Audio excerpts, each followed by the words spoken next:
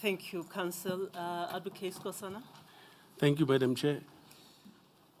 We, as evidence leaders, have considered this matter and decided, in view of the deliberations that have occurred today, to bring an application. And the application would be for the adjournment of these proceedings until, from what we have discussed so far, until Monday, the coming Monday. And of course, that application will contain the basis and the reasons why we're bringing that application. The time frames and the timetable for exchange of papers between the parties may be discussed, but we do need to bring that application. I may indicate at this stage that in broadly, the application will be on the basis of addressing the issue of the potential interest. And I emphasize the potential interest, conflict of interest, and in regard to Advocate Harley and the NPA team, legal team. And number two, the reasons will be relating to the list of witnesses that the evidence leaders has provided and the challenges that they've experienced in that regard. So they would, in broad, there'll be those two reasons in the application. There may be more, but those two will be there. I just wanted to give the panel an indication in broad terms what that application will be about. Yes, Madam Chair, I think I can stop at that point for now. Thank you, Counsel. The first aspect of that application relates to a potential conflict of interest in relation to Advocate Harley, you said? Yes.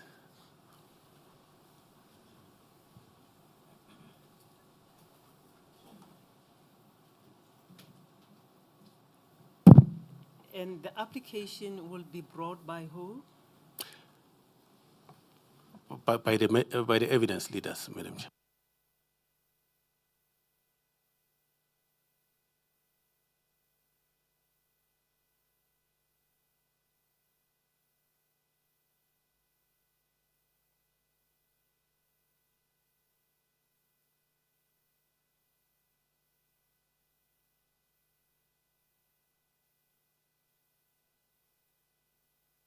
The second aspect relates to, you said the second aspect relates to the witnesses. Relates to the witnesses, the list of witnesses that was provided and the challenges that have been experienced so far by the evidence leaders.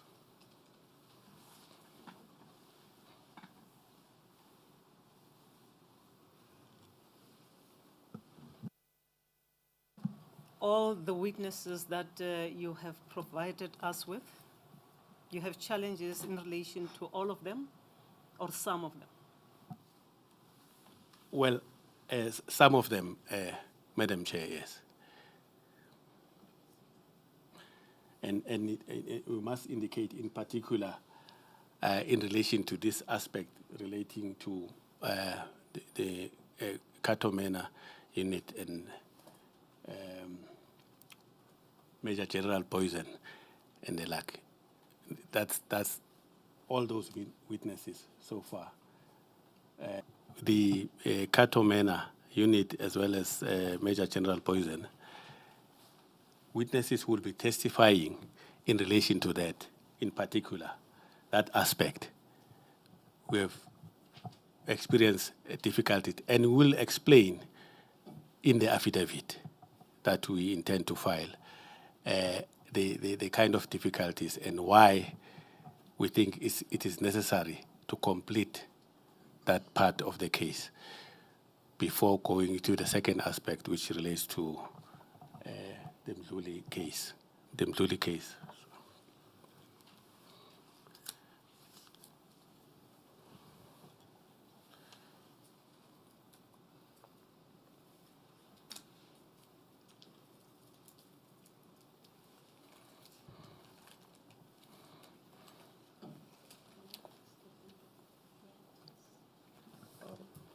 Just to clarify so that I understand, you said you have considered and decided to bring an application for these proceedings to be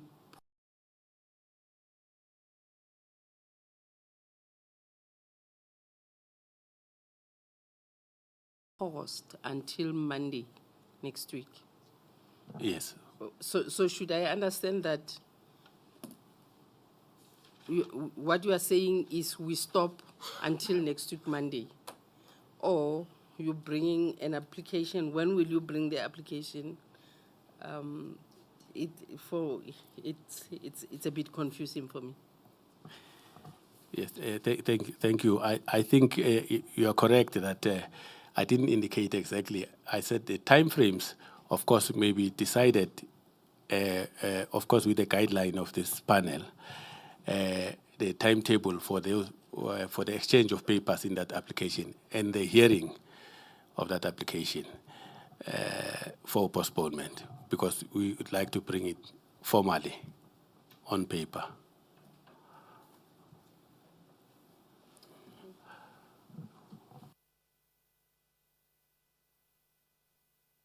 Sorry? Meaning that while the exchange of papers is happening, the inquiry would have paused, Indeed. according to your suggestion. Indeed so.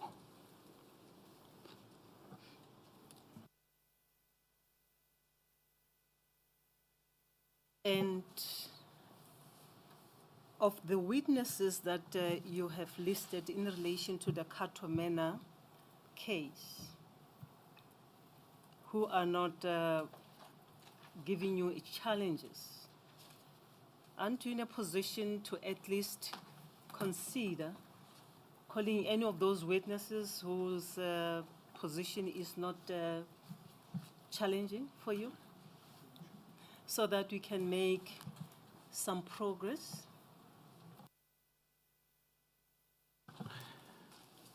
As I'm aware, as far as I'm aware, and upon discussion with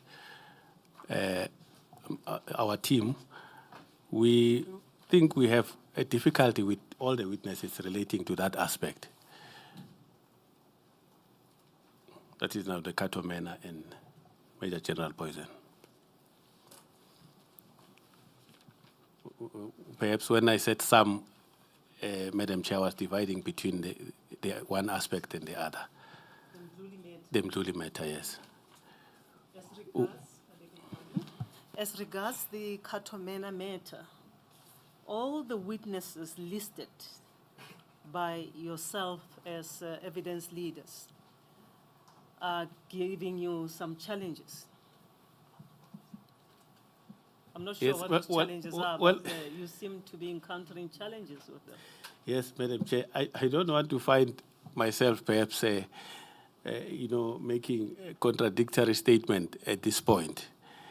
We will do our best to give as much detail as possible in the application, which will be brought. I believe there will be affidavits in that regard, and explain exactly what is happening, what kind of challenges we have experienced as evidence leaders.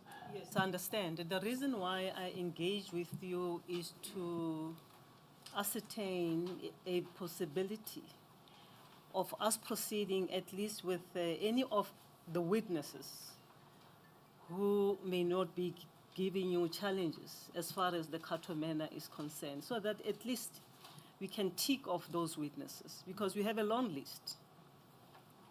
And I'm not sure how we are going to proceed when we have expended closer to more than a month on one witness, and we are not even done with that witness. So assuming that you understand our predicament as a panel, and you as evidence leaders, because your role is very critical for our functioning. If you have any other witness, some of them you have consulted with. I remember at one stage, Advocate Mchweni was excused upon his request to go and consult with some witnesses, yourself too, counsel. And if any of those witnesses are ready That's why I'm asking you questions. If any of those witnesses are ready and we can probably deal with their evidence to make some progress, shouldn't you consider, unless, of course, as you say, seemingly, all those listed witnesses are presenting challenges to you? If that's the case, then maybe we should leave it there. And you'll explain to us in your application what the challenges are and why we cannot proceed.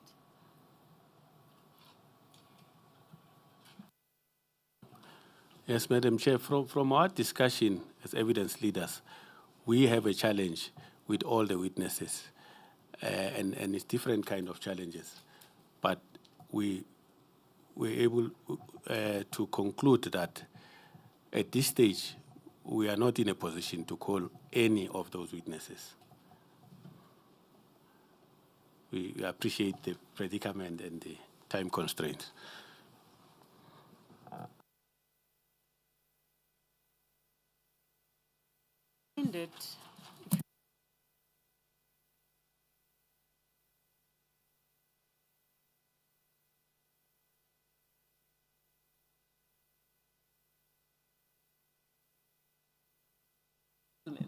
I beg your pardon.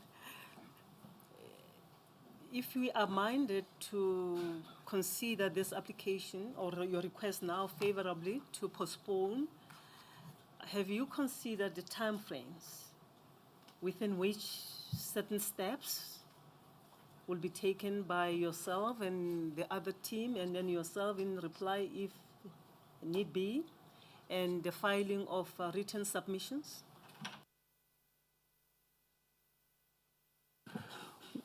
Well, Madam Chair, we have not considered it with the Advocate Chauke's team. However, as evidence leaders, we did contemplate that we should have the application heard by this panel by latest Thursday or latest Friday this week, after the papers have been filed, including the submissions, if any, legal submissions. No, I'm talking about time frames. With time period within which application should be lodged, if you were to give directions, ordinarily the parties should have agreed to that and present to us a consent document saying you will lodge your application on tomorrow afternoon, for argument's sake. They will file their reply, the answering affidavit by Wednesday afternoon. You'll consider your reply, if any, by Thursday. Written submissions may be filed simultaneously by the parties, something to that effect, to ripen the matter. That's what I'm asking. Well, Madam Chair, we are prepared to do that. One, that has not been done formally. I think there were informal discussions, and I may be corrected by Advocate Nkabinde. There were some informal discussions around that, around the timetable when papers can be filed, but we did not, reduce that to writing. We, in any event, also wanted to hear what the panel's view is on that, and perhaps to get guidance, because whatever documents we will draft will have to receive the approval of the panel.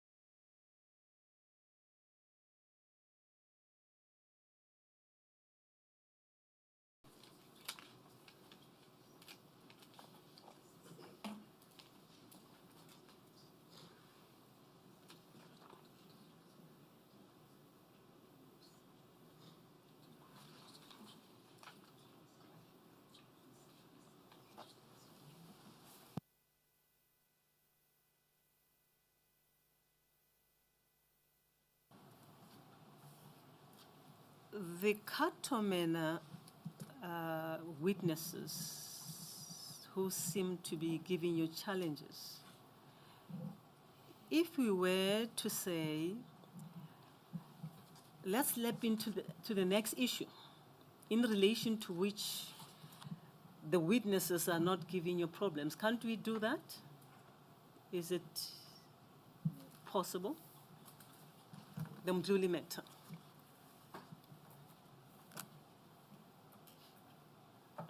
Well, I'll answer it from I haven't discussed that with. I think you can. I think you can confer with your colleagues. I don't want to take you by surprise. You can confer with your colleagues if you wish. Yes. What I wanted to indicate, Madam Chair, is that also some of the developments with regard or the challenges that we have experienced are things that have arisen of late, as late as last week Friday and so on, and the panel will see that on our affidavits. But nonetheless, I can confer further on the question that is now on the table, what I've been asked. No. You indicated earlier that as far as the witnesses are concerned, the challenges you have encountered are in relation to the Katomena matter. That begs the question as regards the Mdluli matter. If the Mdluli matter witnesses are available to be called, shouldn't that be considered?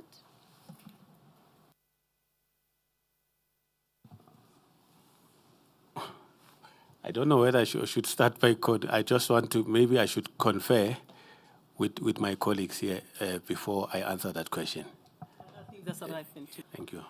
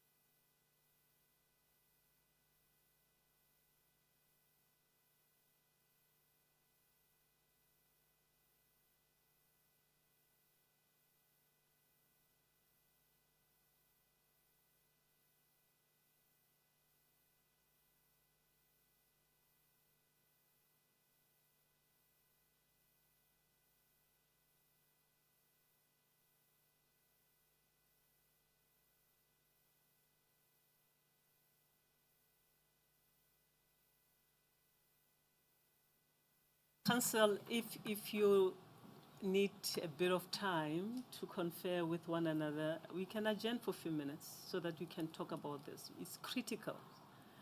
It's critical in the sense that we need to make progress here. And if we cannot make progress, at least we have to understand that it is something beyond our control, at least as a panel. But if the challenges are with the evidence leaders, it will be understood as such. So that's why it is important that you and your team should seriously consider what is possible in relation to calling other witnesses to make some progress. You cannot be seen to be I mean, this matter was postponed for a month, almost a month in December. I don't want to go back there, but so much time has gone. We don't have much time now. And I really wish that all of us must work towards progress. So if it is possible, we should continue. If it is not possible, as you would tell us, you will let us know. That's why I would like you to have much time to consider all possibilities so that we can make progress. Do you need time to confer and discuss this matter in relation to the Mdluli matter, or you have finalized your discussion?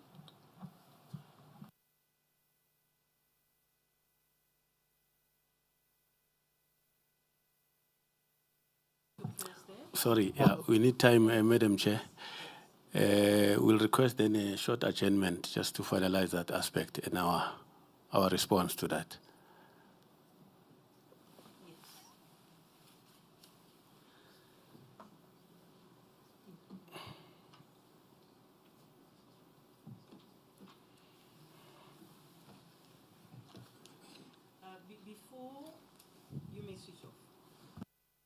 Before we hear Advocate Nkabinde, my sister has a question.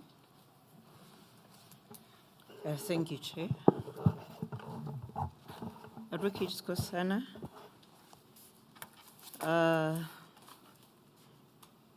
the first reason why you are seeking an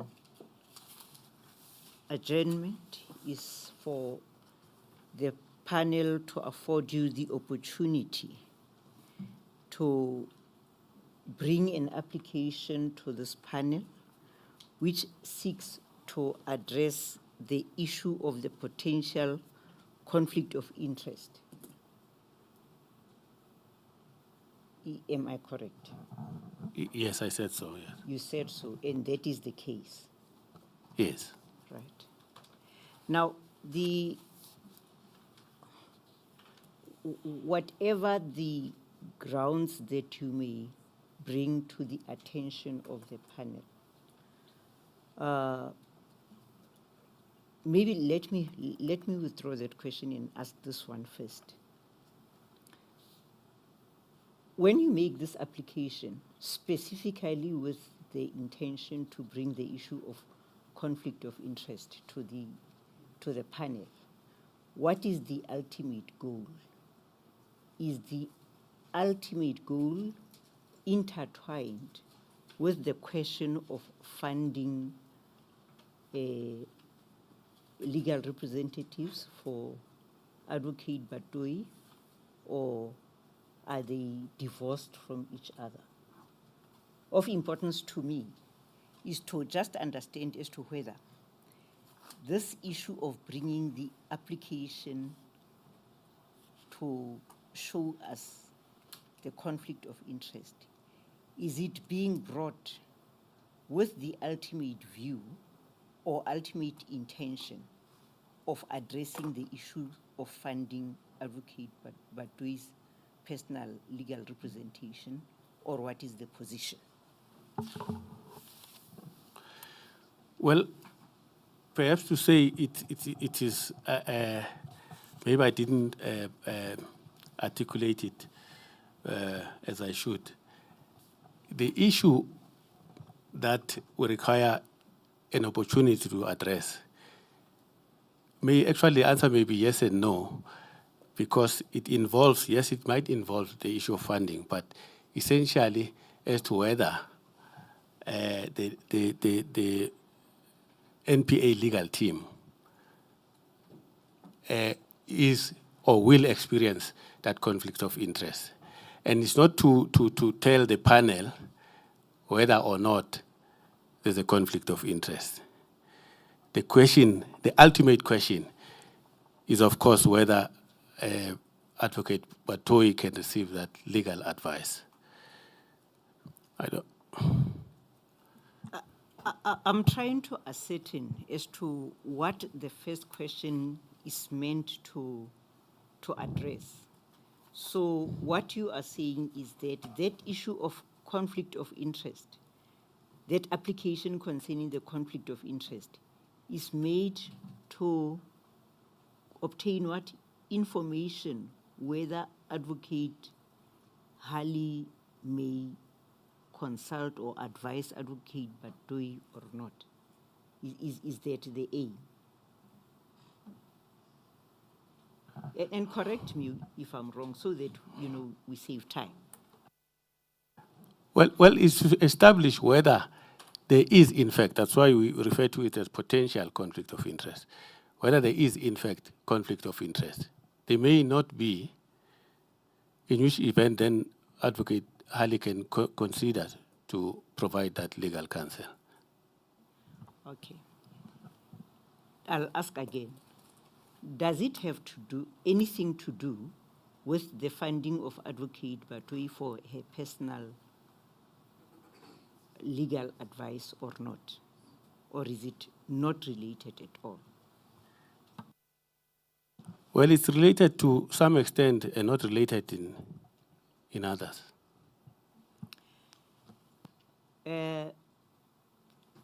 Much as I know you have not as yet put pen to paper, but I think it will help us just to understand as to whether information that you will be bringing to us as the panel when that application is launched, whether that information will be information that has already been shared with the Solicitor General and the Minister when the initial application and appeal were done, or is it information that is totally new?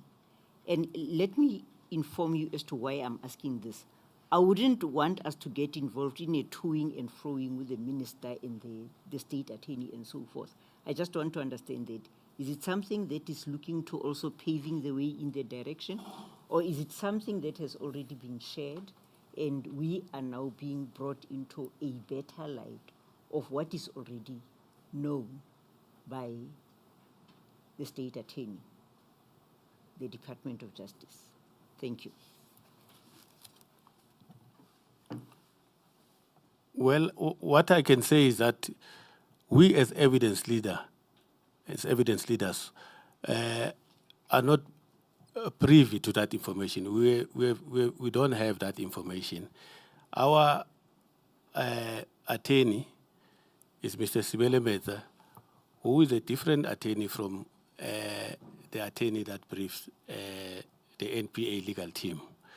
I think that information may well have been in their possession, but it's not in possession of our attorney, Mr. Sibele. So we don't have information in that regard. Advocate Skosana, that information I would have thought that during the discussions as teams now, when you make preparation or formulate intentions on what other avenue to pursue or not to pursue, you would have engaged even in the discussion. I think the chairperson did ask about whether you are privy to the information or not, and you did say that you were not privy to the information. There was a long break in between.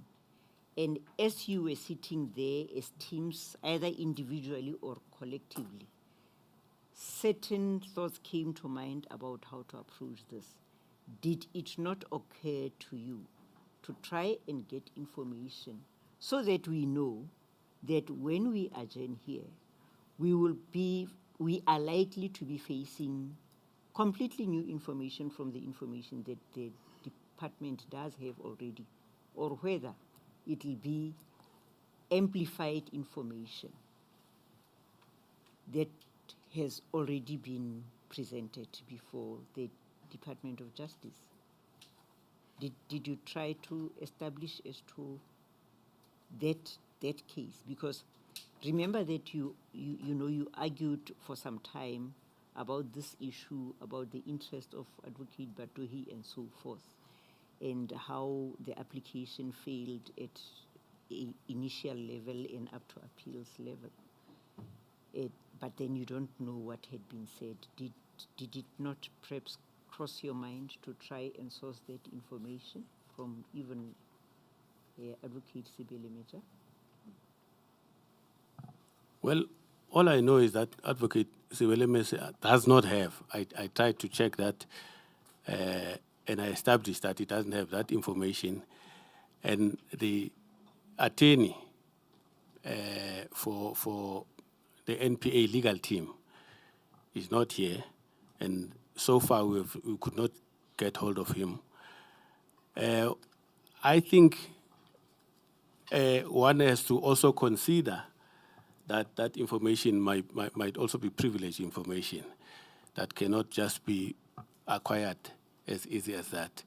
Information, I guess you're asking me about in relation to what was the appeal to the minister and what was asked to the Solicitor General. Yes, you do not know for sure whether the information is privileged or not. You say it may be privileged information. You have not established as to whether the information is privileged or not. Am I correct? Yes, yes. You have not established. Yeah. So it may or it may not be privileged. Yes. Thank you.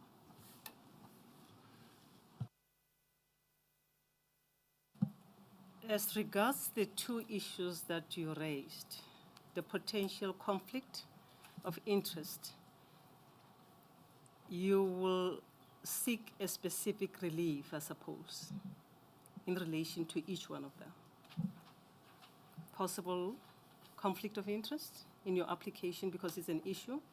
The second one, challenges as regards the witnesses, you will seek a specific relief in your notice of motion. As regards the first, if your information, I'm just thinking aloud, if the information you are going to establish is going to raise new facts that were not brought before the minister or even before the Solicitor General, are we the proper forum to consider whatever relief you'll be seeking before us? If totally new information which ordinarily ought to have been brought to the attention of the minister but was not, and it emerges now, are we the right forum, given that the decision in relation to the core issue is an executive, or rather entails an executive decision?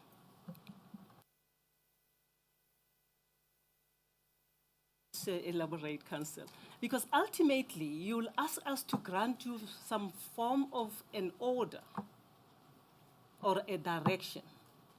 But if the information you are going to gather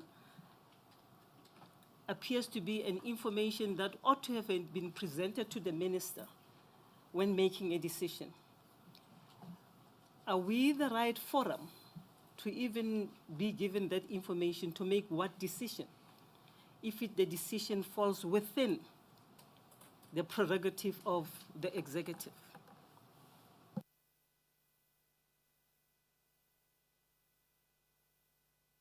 Thank you, Madam Chair. Oh, I beg your pardon. I beg your pardon. I will repeat myself very briefly. I beg your pardon, gentlemen. My question is, yes, counsel.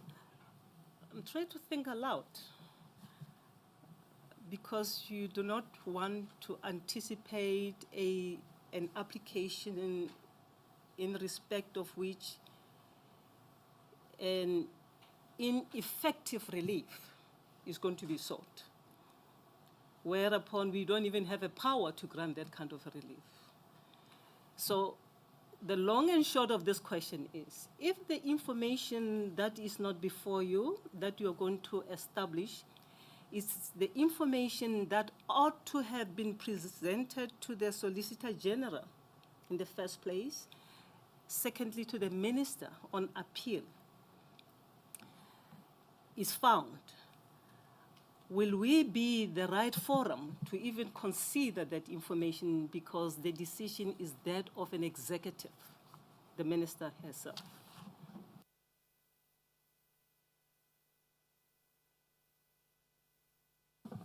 Thank you, Madam Chair.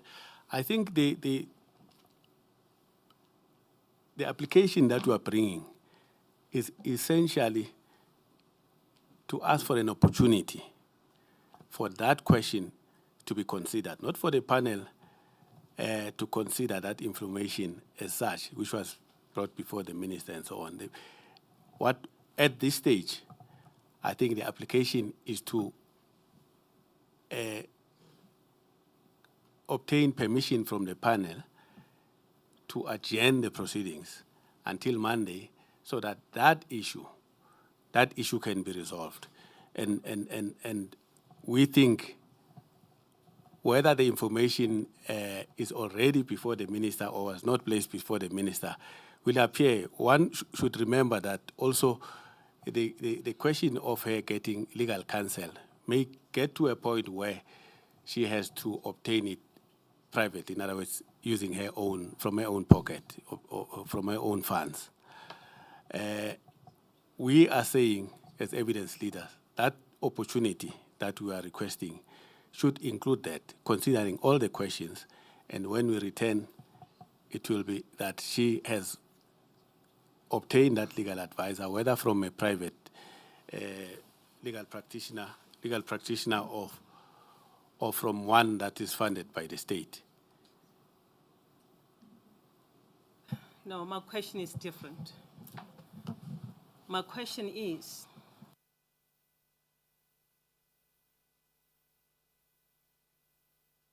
pardon again, whatever you're going to establish counsel, you don't have information at the moment. But we know one of the issues relate to the potential conflict of interest, as you say, which impacts on the very request that was initially made to the Solicitor General and the Minister. Am I correct? Issues were before the Solicitor and the Minister, yes. No. My point is, and I'll repeat myself, the very issue that you have raised, the potential conflict of interest, impacts on the issue relating to Advocate Batohi's request to the Minister, ultimately. Yes, Madam. Is that correct? It is correct, yes. It is correct. Now, but the point I was raising with you, if it is correct, and this very information you are going to establish in due course was not brought before the Minister, are we the right forum even to know anything about that information in the first place? Because we don't have such a power which vests in the Minister to decide whether yes or no she could be afforded a legal representative. I'm looking at the question of relief, basically, that you can make an application, but when you make an application based on the facts that you are going to establish, if those facts are new facts and were not brought before the Minister, shouldn't you go back to the Minister and say, here are new facts that we didn't present to you, which may convince you as you exercise your executive decision to enable Advocate Batohi to be legally represented at the personal level. Basically, this is what I'm saying. The panel doesn't have, you are not seized with such a power.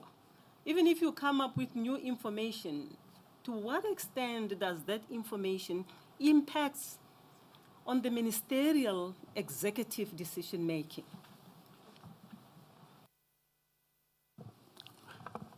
Well, to answer the question, I think the panel doesn't need that power.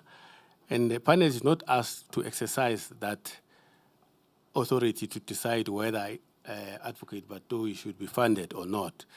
The Minister has already decided, as I understand it, the Minister has already decided that she already has a legal team which is funded by the state, that's what the minister has decided.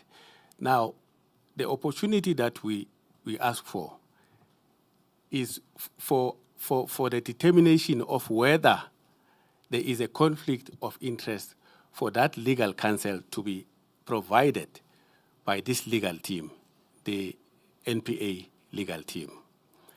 And it may be that there is no conflict of interest. Then the NPA legal team will complete its task and grant and provide that legal counsel. If there is a conflict of interest, then the issue will have to be then resolved further, which I have already indicated may require that she now must obtain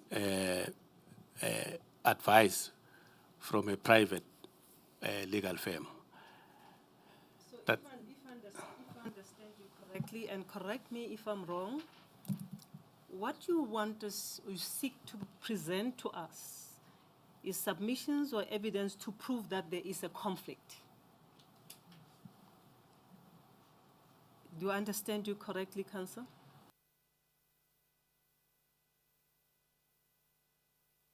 I'm not sure if I understand you, Madam Chair, yes. The application that you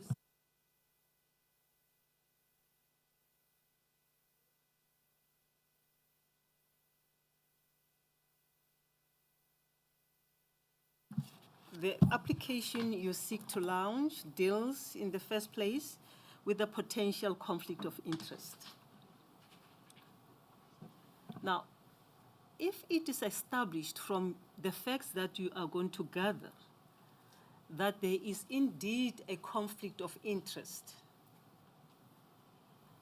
a matter which probably was not brought to the attention of the minister, shouldn't the matter then be taken to the minister, who has a decision, who has the power to make the decision regarding Advocate Batohi's legal representation?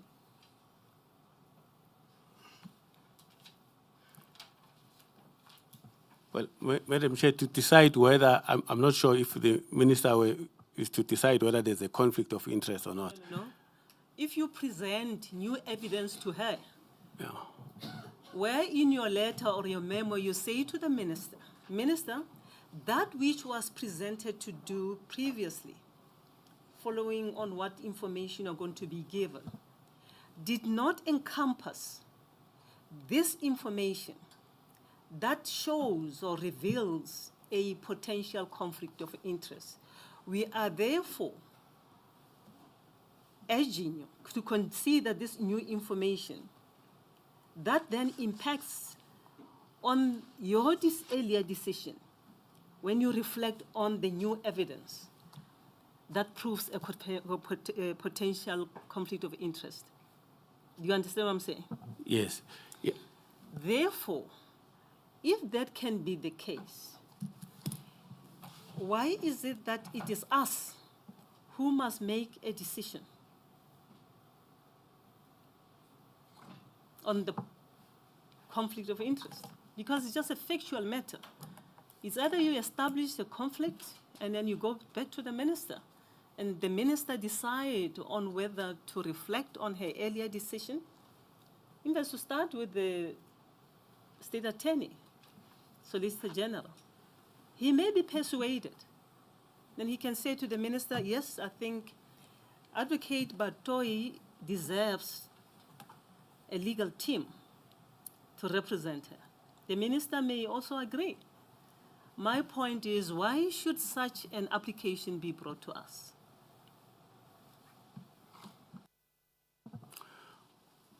Well, Madam Chair, let me start off by saying that may well be so, that an application may be brought before the minister or the Solicitor General to say there are additional facts which establish a conflict of interest and therefore reconsider this application. But before we get to that point, first, we need to establish, or it must be established, that there is in fact a conflict of interest. Now, we haven't, in our submission, we haven't passed that point.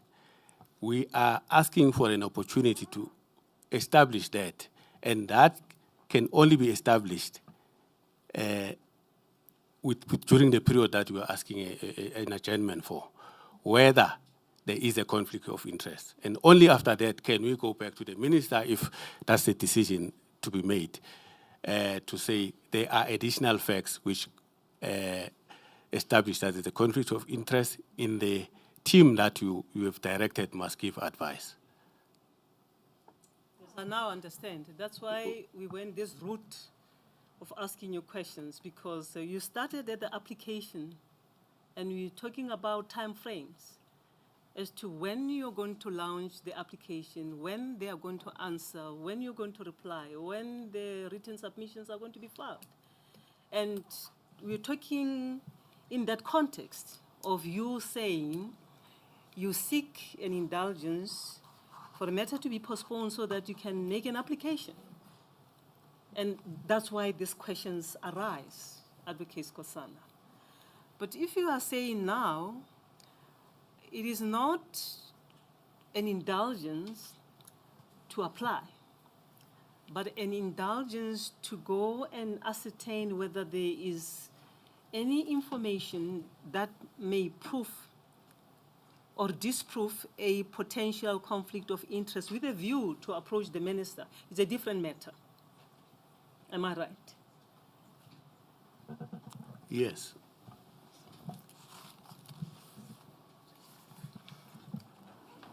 But if the intention is to gather information to prove or disprove conflict of interest, why would you need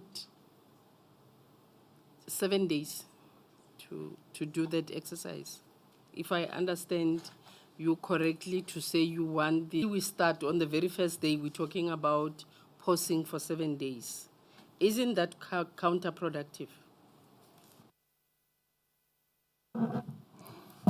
Yeah, I understand, Madam Malloy, SC, from where you come from, but I think, I said earlier on we will reveal this in more detail, but perhaps in the interest, and I understand the time frames and the time constraints, we must understand also the changes that are happening within the office of the NDPP. And I think that actually in a matter of a week, I think there will be a new NDPP. One should remember that the decisions to be made on behalf of the NPA would normally involve the NDPP. I don't know if you, I hope we all follow with these many acronyms, but the decision has to be made by the NDPP. Now, the new NDPP will come in. Which decision are you talking about now? The decisions that may... Your partner, you say decision has to be made by the new NDPP. Which decision? Well, when we speak about when we speak about the potential conflict of interest, we're speaking about the potential conflict between the NPA as an institution and Advocate Batohi, who is currently the NDPP. So, and as an NDPP, he also makes decisions on behalf of the NPA. And we all know that in a matter of a few days, there will be a new person in that post. So the postponement for a week will enable the new NDPP then to be seized with the matter, basically, because Advocate Batohi will not be there anymore by beginning of February, which is about next week. Yes. Yeah, I think I've said much. The advocate Batohi cannot be involved at this stage in that decision, which may have a conflict with her personal interest in the office of the NDPP. And at the same time, she is making decisions as the sitting NDPP on behalf of the NPA. So it's convoluted, but what we are trying to resolve are all those issues, and which we are just disclosing those in order to enlighten the panel on the issues that we have to deal with and that we're requiring an opportunity to resolve. That is not, we are mindful all of the time that we have as an inquiry, but at the same time, those are serious issues that actually warrant proper consideration and may warrant the granting of this postponement. As we say, I'm merely elaborating and elucidating without paper at the moment. We will provide proper affidavit in that respect and also submissions. It's a long answer to my simple question, Counsel. I was asking you, the postponement would enable the new NDPP to be seized with the matter. As you said, I mean, if you postpone for a week, that's the end of the period of Advocate Batohi. Then she cannot decide. Therefore, the new NDPP then will be seized with whatever decision-making power, including this very issue. Correct? Yes, Madam Chair. Just that I elaborated, but yes, the answer is yes.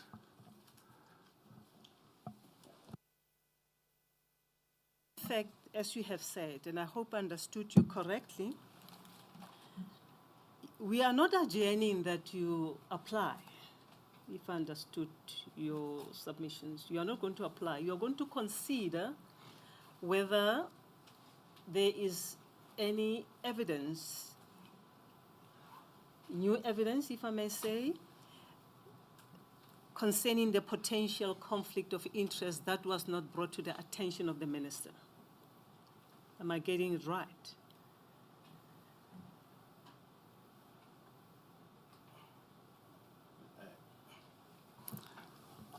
I'm not sure if it's correct, Yes, Madam Chair. You see, all these things that this concern revolves around the issue of whether Advocate Batohi should be afforded legal representation, isn't it? Yes. So if the minister could have been given all the information that you're going to establish, maybe which was not before her, it means she must then be approached and say, reconsider your decision in light of this new information. Am I right in my understanding? Yes, Madam Chair, I think partly because that decision would be to say, we're bringing this additional information, which was not before the minister, to say, now, grant permission that she be funded to employ another team other than the NPA legal team. Yet, at the same time, we are saying we still need to establish whether there is a conflict of interest. Otherwise, if there isn't, then the NPA legal team can continue to grant that advice. Yes, Yes. that's what I'm saying. I Thank just you. want to ascertain whether you are going to launch an application, an interlocutory application, or whether you need the time, a week, to go and consider all these things that you are raising. And if you find this information, then where to go to? Well, Madam Chair, if we are able to secure that time, that opportunity, without bringing the application, a formal application, I think we'll all and subject to what Advocate Batohi may say, then we will all be relieved from bringing that application and asking the panel to make a ruling on it. But Madam Chair, you have correctly, I think you've capped it so nicely and correctly that those are all the issues that, as evidence leaders, have taken into account, and which we thought we need to put it on affidavit formally in order to support this request for adjournment. You see, Counsel, unfortunately, ordinarily, when you seek indulgence, a postponement, you apply. The reason why we ask you questions because you have not filed a proper application for a postponement for a week. And we need to understand why you are entitled to be granted that kind of a request. Because a postponement is not there for the taking. You have to explain to us, given the circumstances that we have elaborated on, the time frames and the time expended already, why is it that you should be given this, the request that you seek? Because we don't have anything in writing. So we have to ask you questions to determine whether indeed we can grant you the indulgence that you are seeking. So we are not just asking questions for the sake of asking. We want to understand where you are going to and what you seek to achieve. Thank you, Madam Chair. I think I understand, and I have no difficulty in being asked as many questions as possible. I think I've been in that situation before, if not worse, in the past. So I think I understand perfectly. I have no difficulty being asked as many questions.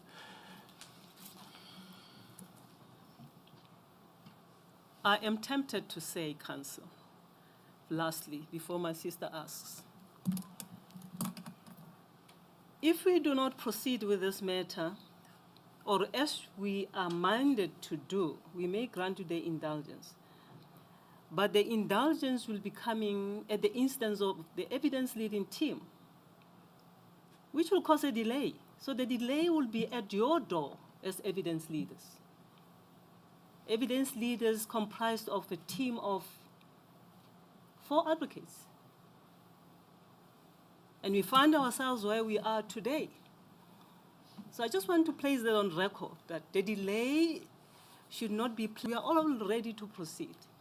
And we are even trying to look at other avenues.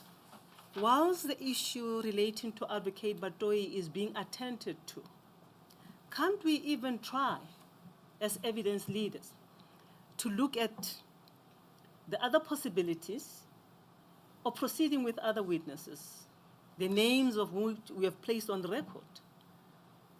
But we are engaging with one another, which something that is actually saying to us, to me at least, we are delaying with this process. I don't sit very comfortably with that kind of a position because time is not on our side. I'll repeat it again and again. We ought to have done better as an inquiry, as evidence-leading team, especially because you are 4 advocates. You have consulted with witnesses, and we're trying to really help you. Let's look at these avenues. Let's consider this. So you must also be seen to be helping us to make progress and not to delay the matter any further.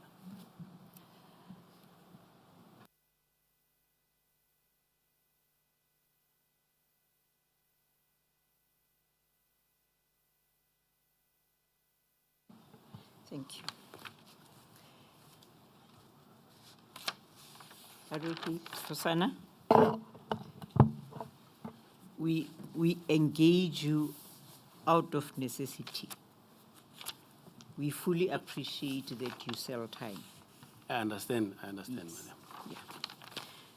Right, maybe let me just take off from where the chairperson has left the question, then I'll go to the next one. I would have preferred to do it the other way around, but that's fine.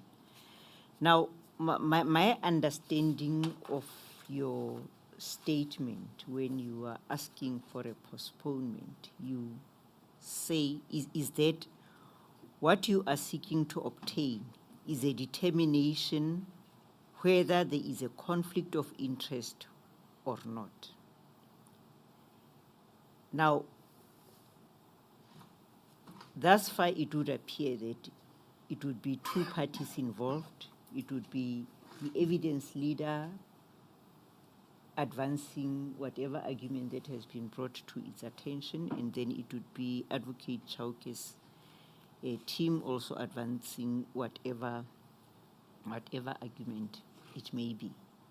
Now, what I first want to know is which side of this question are you?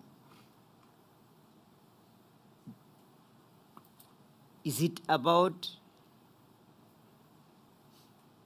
obtaining a determination that there is in fact conflict, and the other one is opposing that and wanting the panel to find that there is no conflict?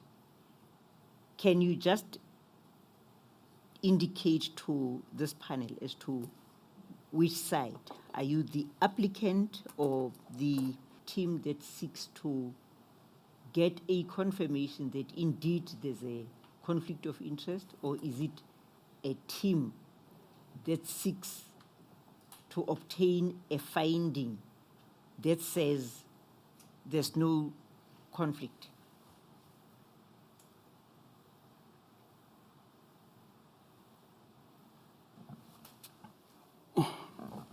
Well, the way I understand it is that we are on neither side. We are not on. Well, if there's a conflict, there is a conflict, and the conflict will be between the NPA and Advocate Batohi. And if there is, then that means the legal team cannot advise her. Thank you. You know, this question, it's a question that I'll say is just been changing colors and sizes and what have you, but it's the same question about the relief sought. Who is seeking which determination? And when you say, well, we are on neither side, what are you doing? Are you going to file, in the event that you come to a conclusion that there has to be an application, are you going to file an affidavit that says we shall abide by the decision? We not seeking any determination as evidence leaders now, because I think I got it wrong. As I was listening to you when you said, what we seek is to obtain is a determination whether there is a conflict of interest or not.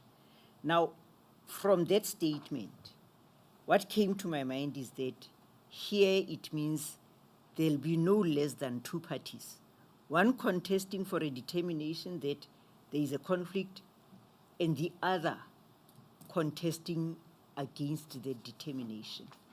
But I may have been presumptuous and assumed that that would be the case. And it would help us, you as the evidence leader, to just clarify that issue as to, you have made it clear that you are neither for nor against. So what role will you be playing as the legal representative leading the evidence leaders team in this respect?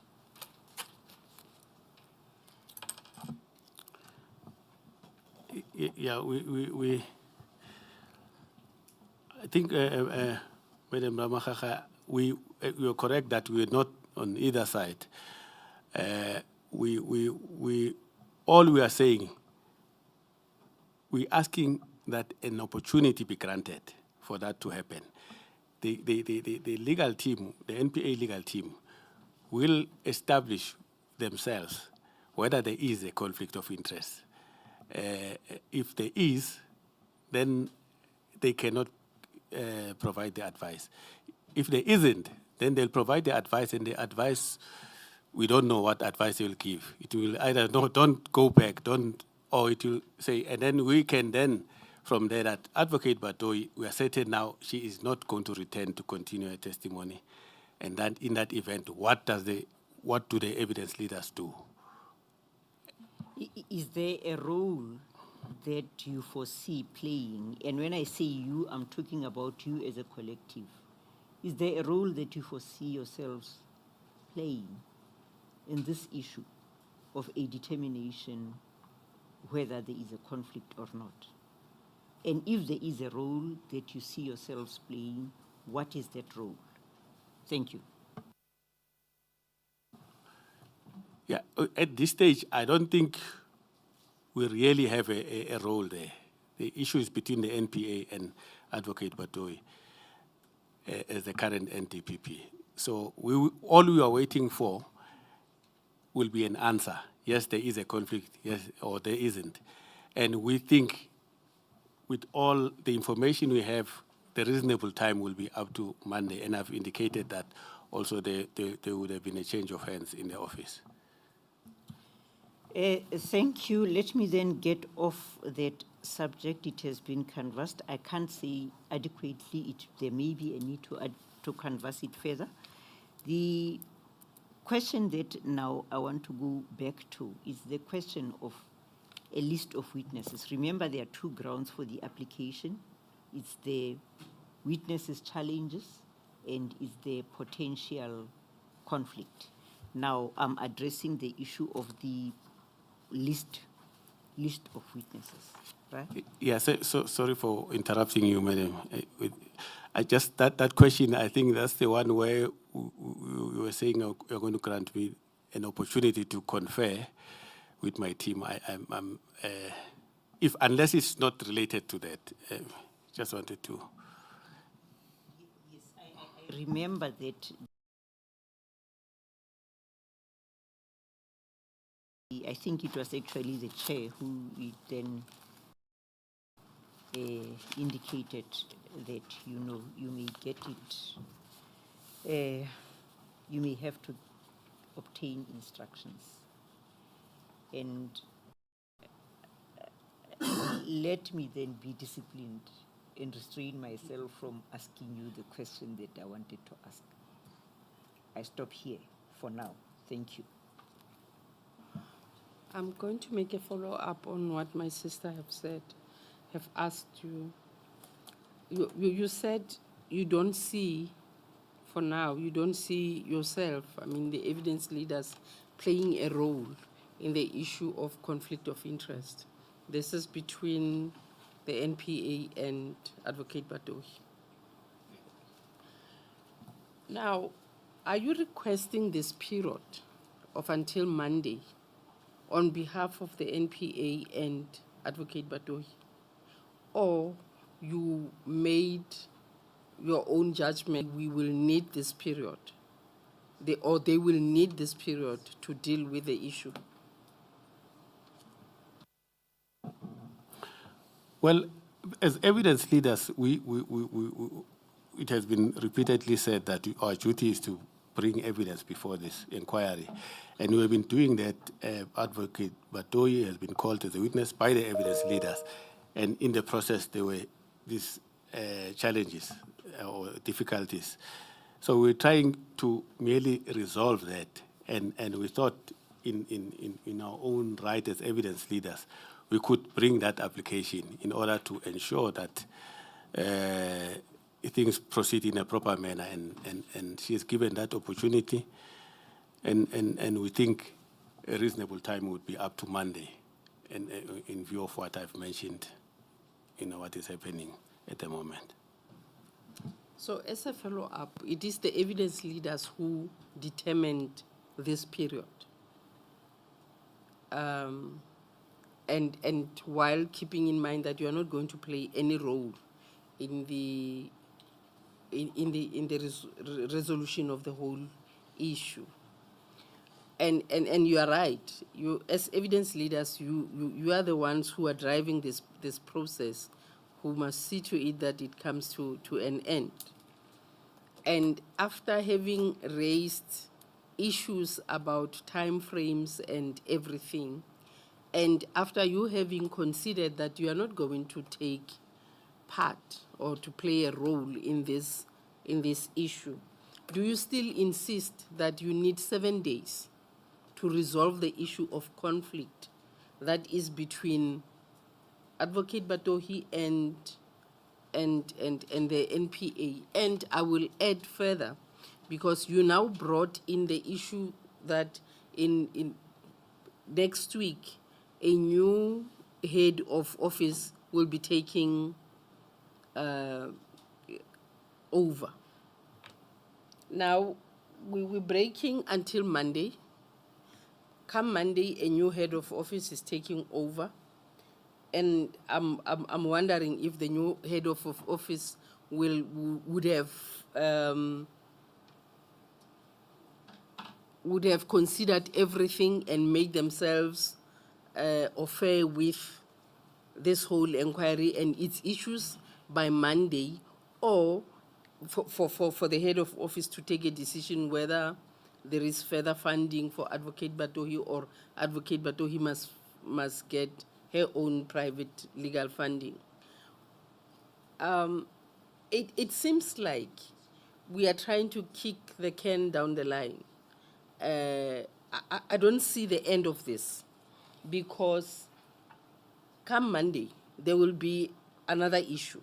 There is a new head of office who needs to apply their mind in order to take a decision. I don't expect a person to jump into the office on Monday and decide, okay, no, we are not funding, or no, we are funding. They'll have to weigh the options and to consider that there is an NPA team, and where is the conflict, and what is happening, what has been happening during the initial consultation stages and all those. And also maybe want to go through the whole record to acclimatize themselves with what is happening.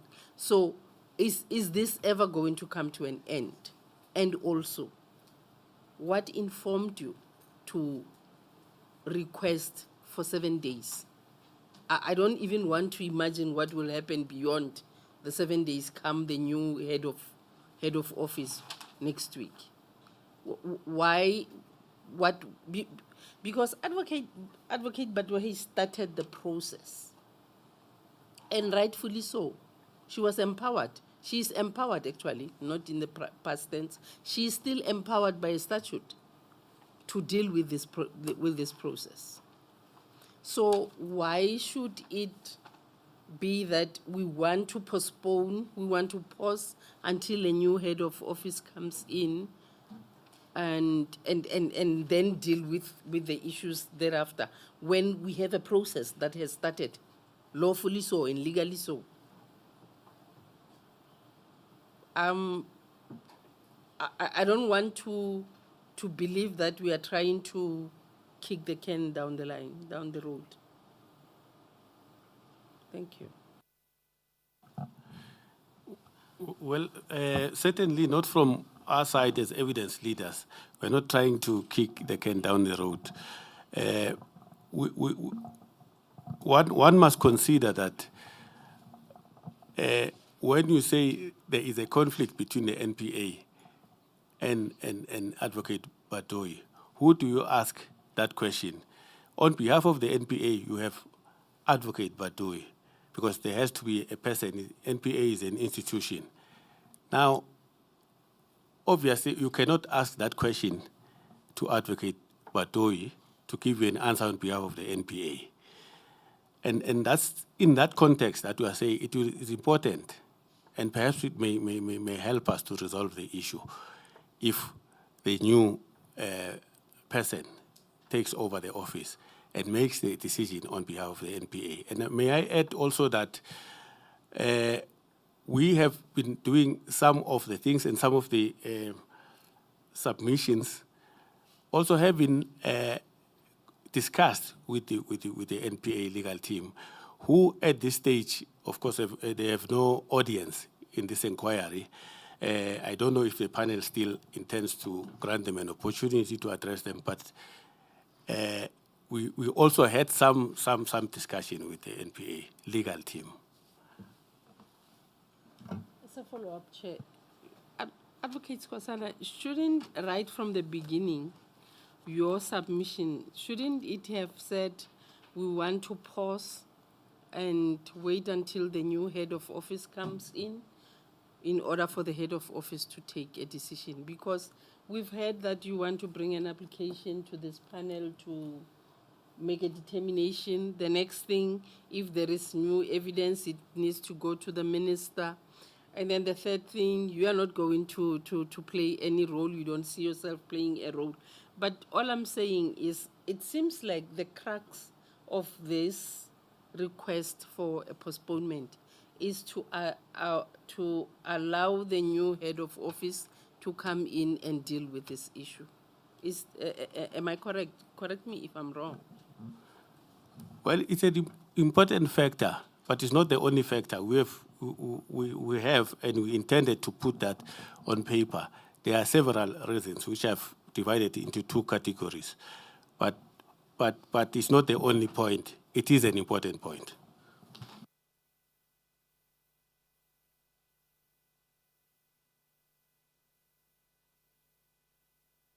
The answers are giving rise to further questions, Advocate Skwasana. I thought that a process has started in respect of which Advocate Batohi approached the Solicitor General and then the Minister. I don't see why the new NDPP comes into the picture. If the information to be established as regards the potential conflict of interest is found, the new NDPP doesn't come into the picture.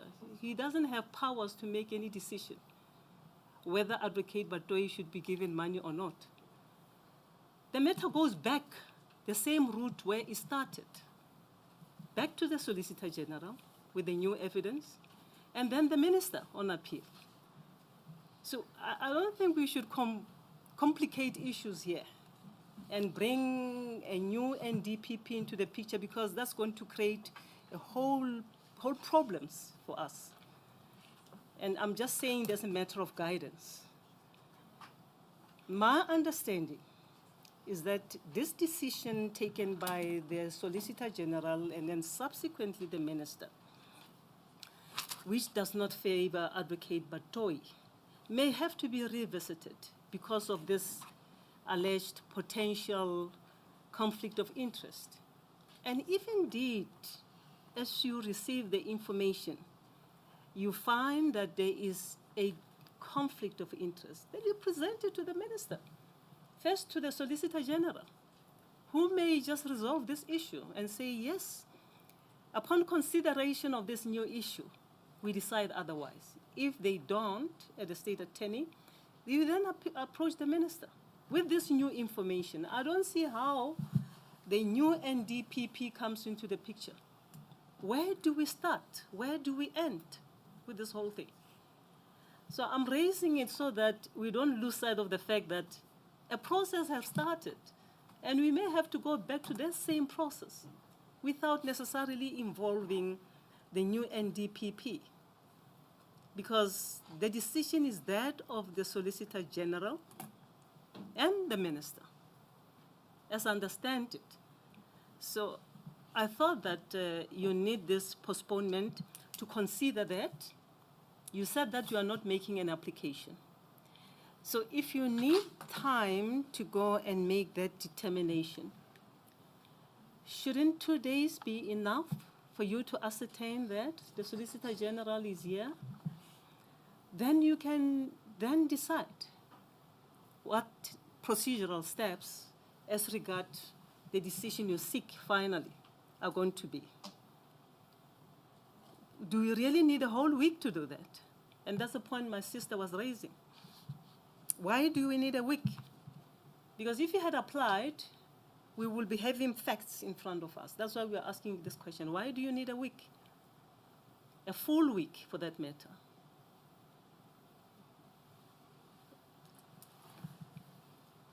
Well, Madam Chair, it's because of the reasons and the other grounds that we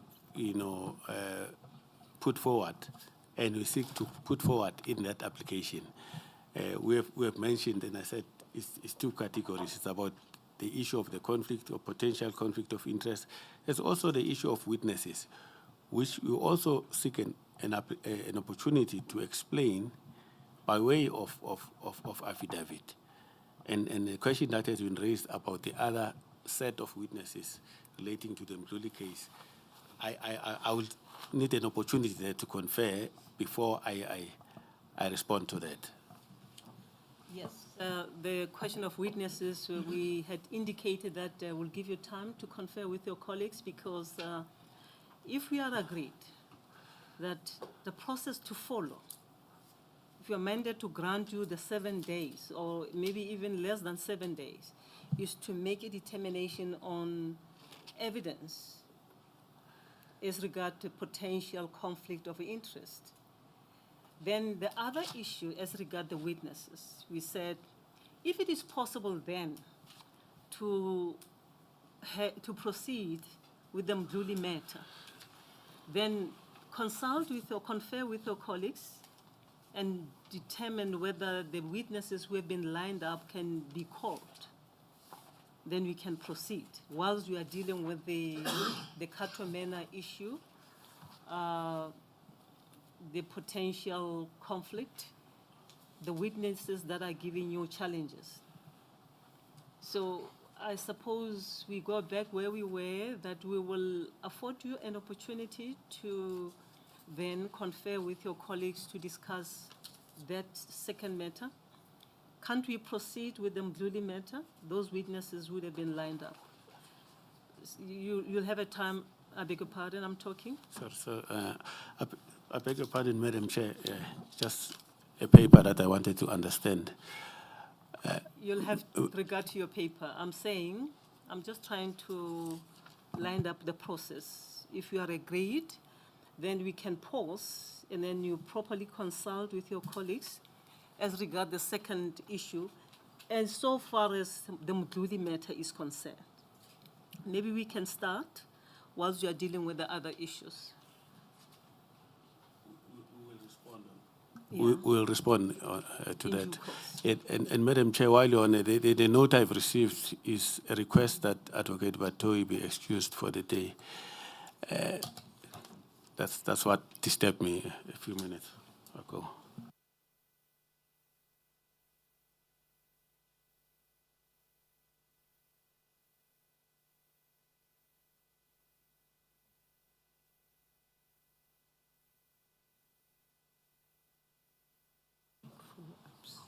Thank you, Chair. Yeah, before you proceed, Advocate Batohi has just asked that she be excused. I think we can allow that. We are engaging with one another here, so Advocate Batohi can be excused. Is it correct?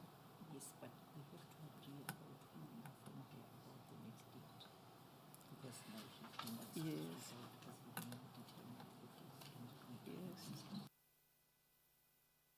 My sister raises a point. Someone will have to tell her, if we decide that we'll postpone this matter for a week or for less than a week, someone has to give her a date. I suppose yourself, as the evidence leader, you brought her here. I think it would be proper to hear from you. So I don't foresee any difficulties with you conveying to Advocate Batohi about our final decision in relation to the postponement. Yes, we'll do so, Madam Chair. In that event, Advocate Batohi, we have received your request. You are excused for now. Thank you.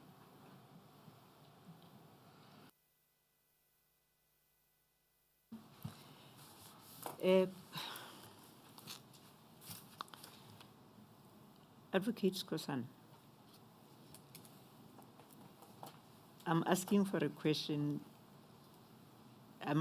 question which is capable of being asked in or answered in clear and unequivocal terms. And if it means you get information from your instructing attorney, you can do so.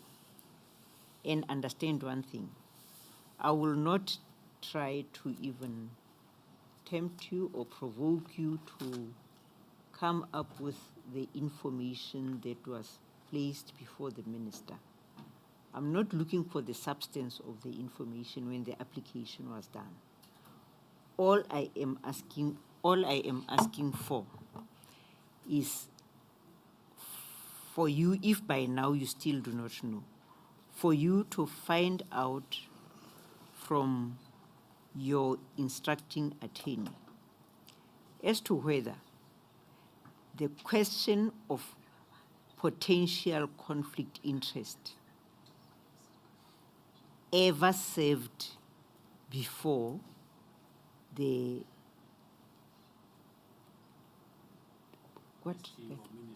SG, I want to call it in full. That SG, what do you call? Solicitor General. Thank you, senior citizens on the bench.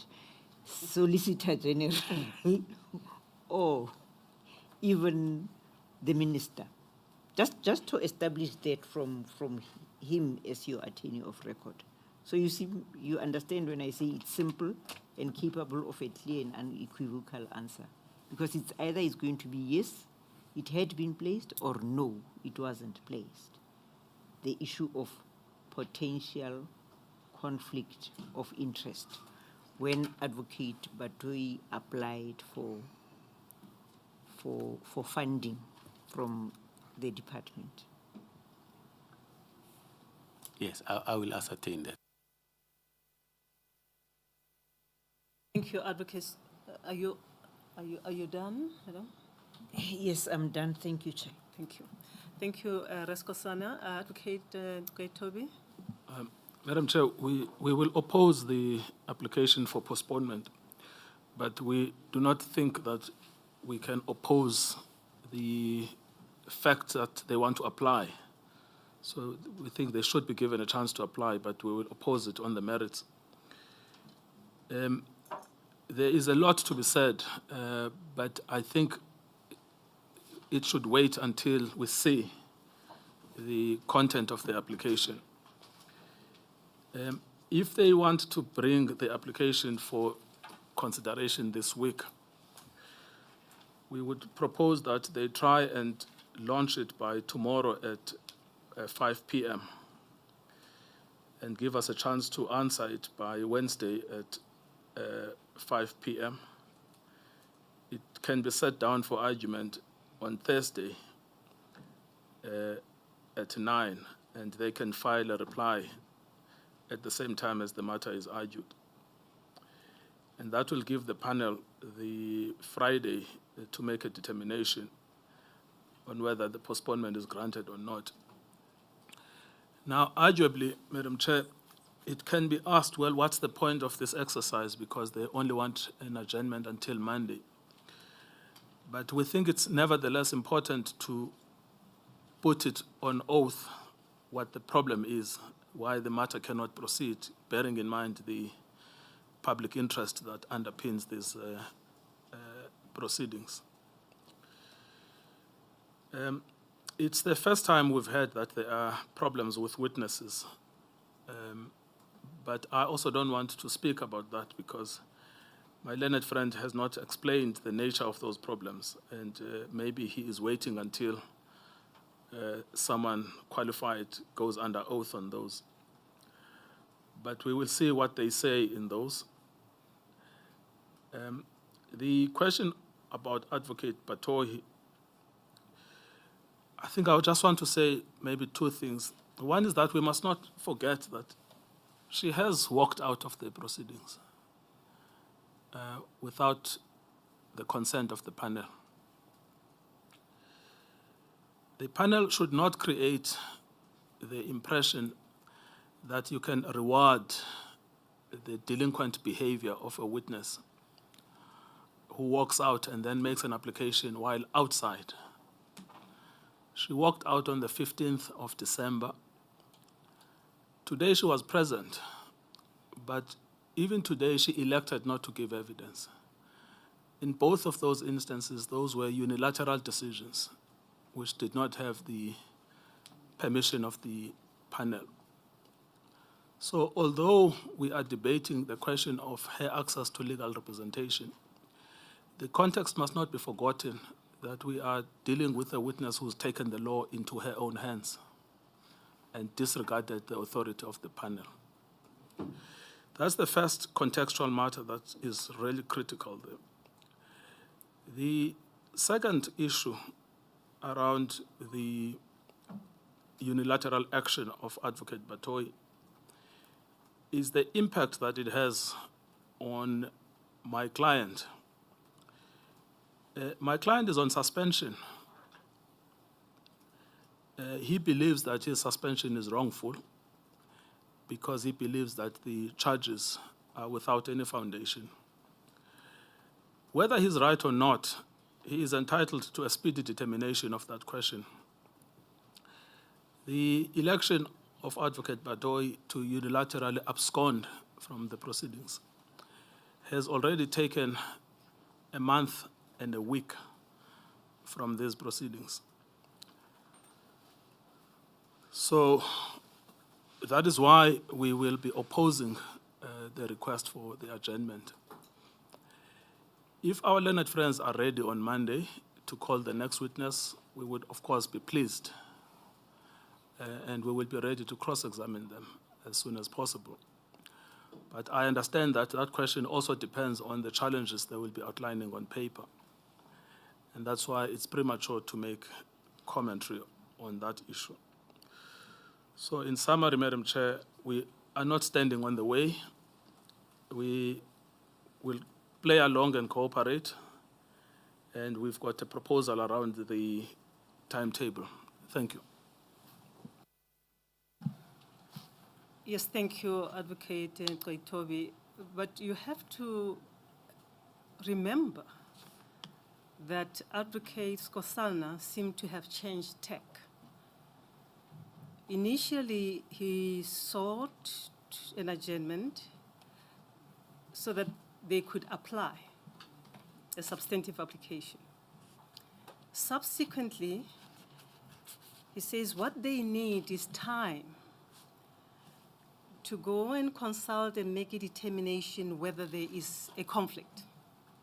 Meaning, he's doing away with an application, and once they find that there's a conflict, then they will take the next step. That's why the engagement as to then who is the right decision maker if they find that there is a conflict. What is the impact of that finding or determination as they will find when they assess their facts or evidence?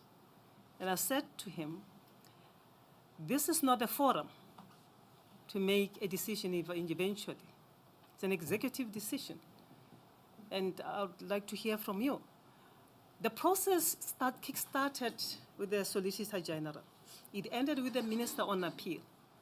Now, if they have to start the process de novo on the basis that new evidence has surfaced, which impacts on that very decision, they must go the same route.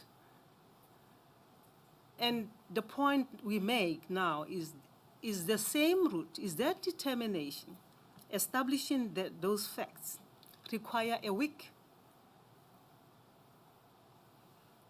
We at the moment, tentatively, we think a week is too long. They are not bringing an application, if my understanding is correct.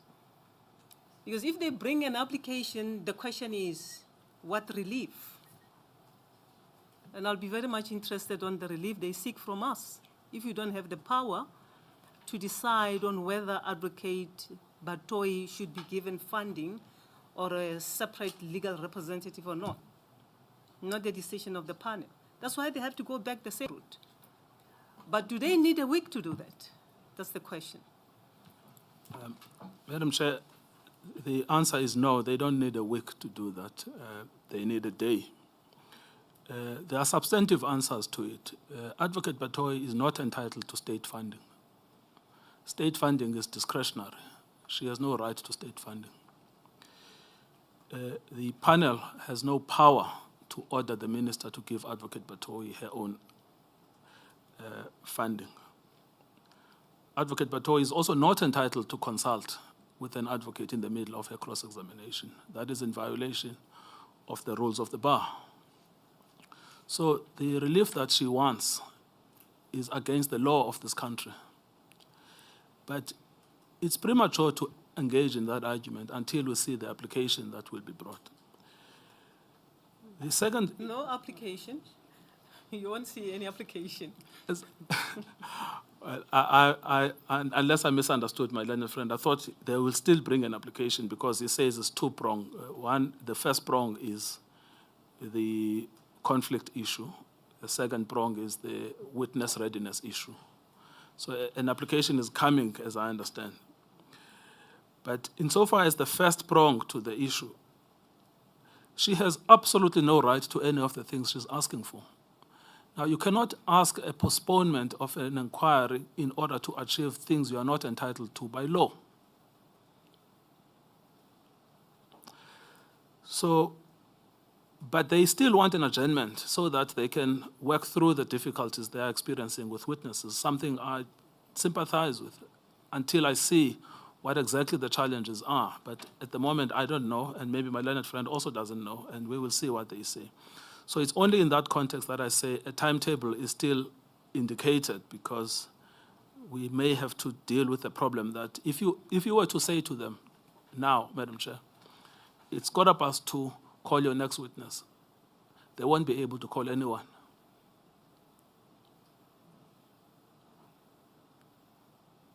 And so that's why they want a postponement in order to sort out that problem, which I understand, and that's the timetable I was really addressing myself towards.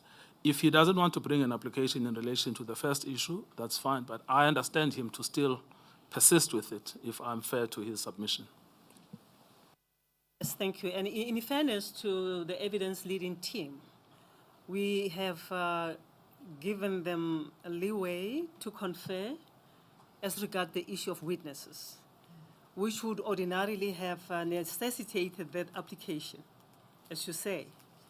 So we will have to await their conference.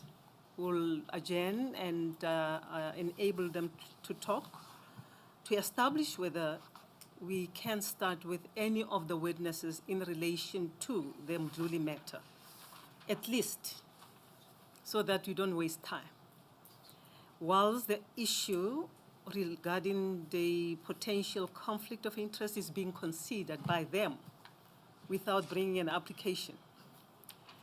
And of course, that issue, if it is so well established, you then land on the desk of the Solicitor General and then the Minister. It has got nothing to do with this inquiry. And if the Minister is persuaded, then she will decide as persuaded. Or if the Solicitor General decides favorably, he will decide. These are public funds. We don't get involved there. If the Minister and the Solicitor General has money to engage further counsel, further set of advocates because of the alleged conflict of interest, that's their decision.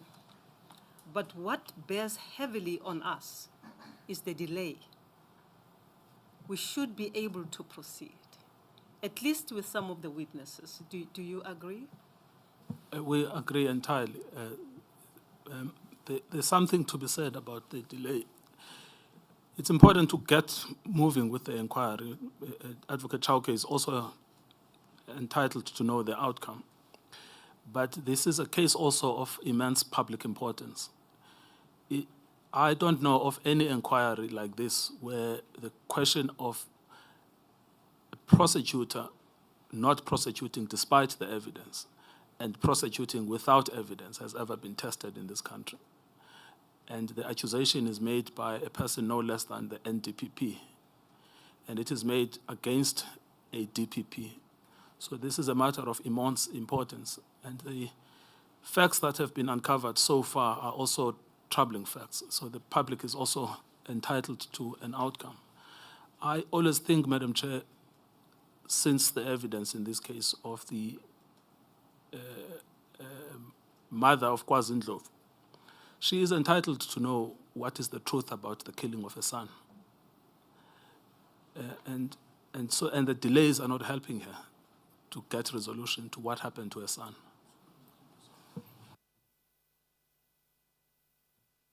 Without elaborating much on the issue of public interest, it's also a matter of legality when there's no finality to issues of such national importance. Put aside the issues of budget. A lot of money is expended on this inquiry, and it has to be brought to an end as soon as possible. So there's just so much at stake. It cannot just be issues of postponing for the sake of postponing. That's why we're engaging with counsel. Just understand, why is it that this matter has to be postponed further? It was postponed last year. We lost more than a month. Now we're going to lose a week. That's why we're engaging with counsel to understand the basis for postponing for a week. If we can indulge them, because I think in fairness to them, they need to confer with the Solicitor General, Advocate Andrew Chauke. I've seen your correspondence. They must consult with you, sir. But a week is too much. We need to finalize this matter and at least make some progress. So I think, Advocate Andrew, we will take an adjournment, unless my sisters would like to ask something. We will adjourn for, how long do we need, Advocate Nkosana? What do you, 15 minutes? 15 minutes or so? And you will let us know once you have discussed. You know what our position is. I think we have repeated ourselves again and again. And please, when you come back to us, assist us, because we don't see ourselves going home to wait for next Monday. It's an application just for you to go and talk. So, Advocate Nkabinde, thank you. I think, in fairness, we will, after my sister has asked, and if there's any further question from my sister on the left, we will then adjourn for 15 minutes to enable Advocate Nkosana and team to talk. And when you are ready, we will come back. You will then have to indicate whether, in the context of the issues of Mdluli matter, whether we can start either on Wednesday to notify the witness who will come, and we continue. So don't let us know. I just wanted to ask you to consider this. Remember, we adjourned on the 15th of December, and on the day of the adjournment, we knew that Advocate Batohi is going to request her own personal representation. So that's one thing that you need to consider, and also consider when did the minister take the final decision and what happened thereafter. And also the fact that you had a framework, you had an inclination of the witnesses that you're going to call. And I don't want to believe that they all dropped you on Friday, this past Friday. So while you are conferring, please try to give us as much information as you can so that we understand what happened. I don't think they had a meeting on Friday and decided, oh, the inquiry is sitting on Monday, we are all not going. So please take us along on this a month and a week that we've been waiting, and while time is ticking. What happened in the process, and what steps did you take to try and mitigate to try and assist this inquiry to be finalized within the set time frames. Thank you. Thank you, Chair. Yes. Kosana, I see you're pressing. Yes. No, I just wanted to confirm that we will do our best to bring that information. Thank you, sir. Council will take an adjournment for 15 minutes until until 3 o'clock. You will send our researcher to call us. Thank you.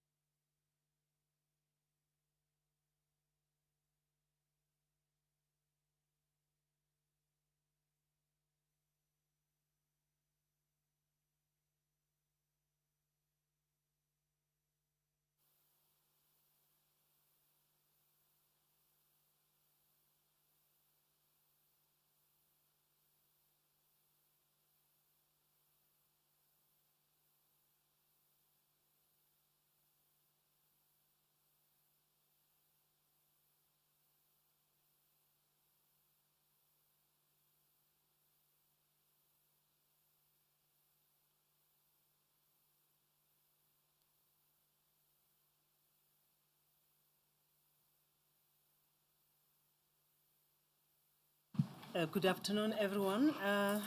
Good afternoon, Counsel. Advocate Skosana.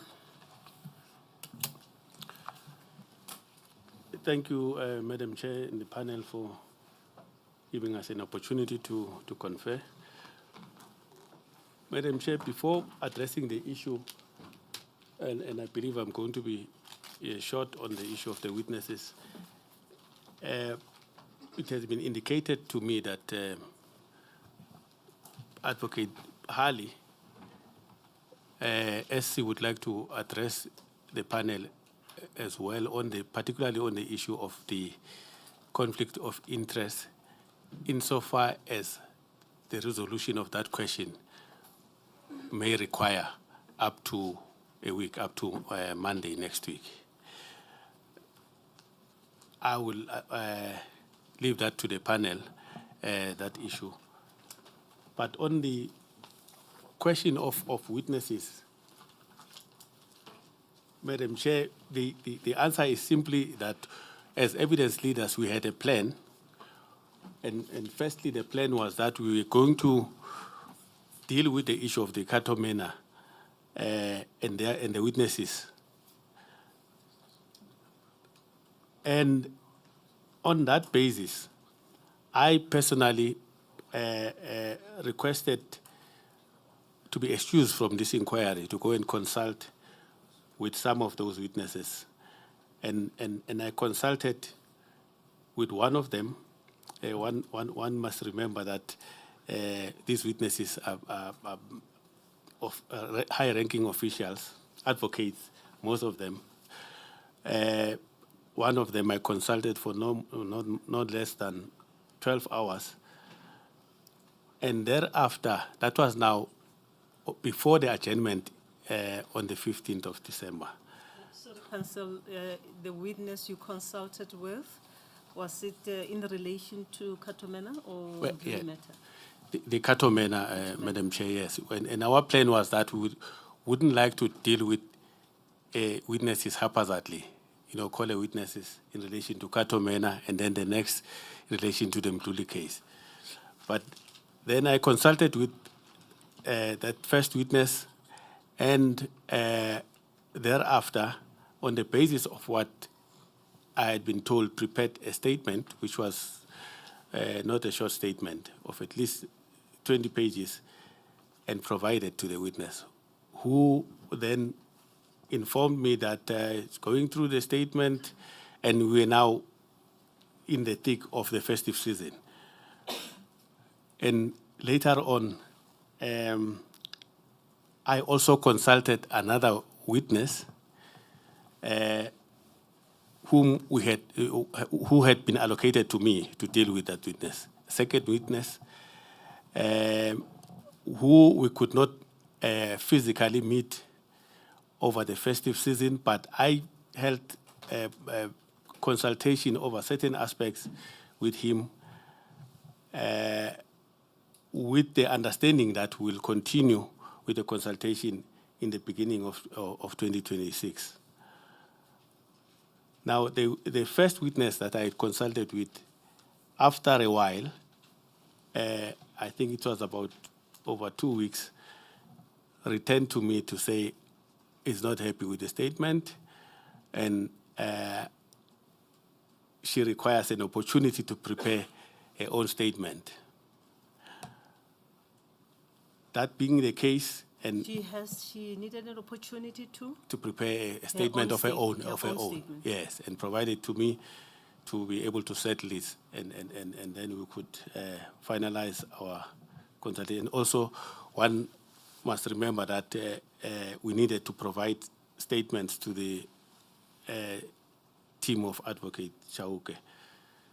And these witnesses, as you said, are high-profile witnesses? Yeah, witnesses, they are advocates in the NPP's office.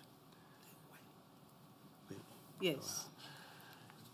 Yes. So she is an advocate. She could prepare her own statement. She could prepare her own statement, and which days passed, and I made follow-ups as much as I could. Where is your statement? is not coming through, is not coming forth. That and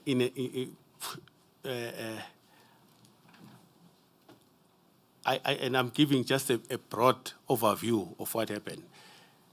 That was now up to last week. It is only on Thursday, to our greatest surprise, that the witness informed me that she is not prepared anymore to testify. And she gave us the reasons for doing so. She gave us a statement, quite a long statement for us to go through, some report that she had previously prepared for the office of the NDPP. Now, that was now Thursday last week. And on Friday, I also received a WhatsApp message from the second witness, who informed me again that because of his commitments, in short, because of his commitments, or the commitments that he has made this year in his life, the studies, and he counted a number of things, is no longer prepared to testify in this inquiry. And which we conveyed, I conveyed to the team. So, in essence, our plan, and these two witnesses, I must mention that in terms of our estimation, the first witness would have taken our estimation about 8 to 10 days. The second one, 6 to 7 days. And we had contemplated that in the event Advocate Batohi does not return, we would be able to cover that period. And the rest of the colleagues, during their testimony, the testimony of these witnesses, they would be going out, they would be excused, like just like it happened to me, to go out and consult with these other witnesses so that the proceedings are not interrupted. We can proceed with the case. I also want to mention that Advocate Motlabunyane SC, on the other hand, was also consulting with a different witness who also would, according to our estimation, would take about 10 days to 15 days. That's our estimation of the testimony. And received a message from his attorneys that the witness will not be able to testify. His attorneys, are you referring to Advocate Mhlamunyane? His attorneys. Sorry, the attorneys of the witness, who has separate attorneys.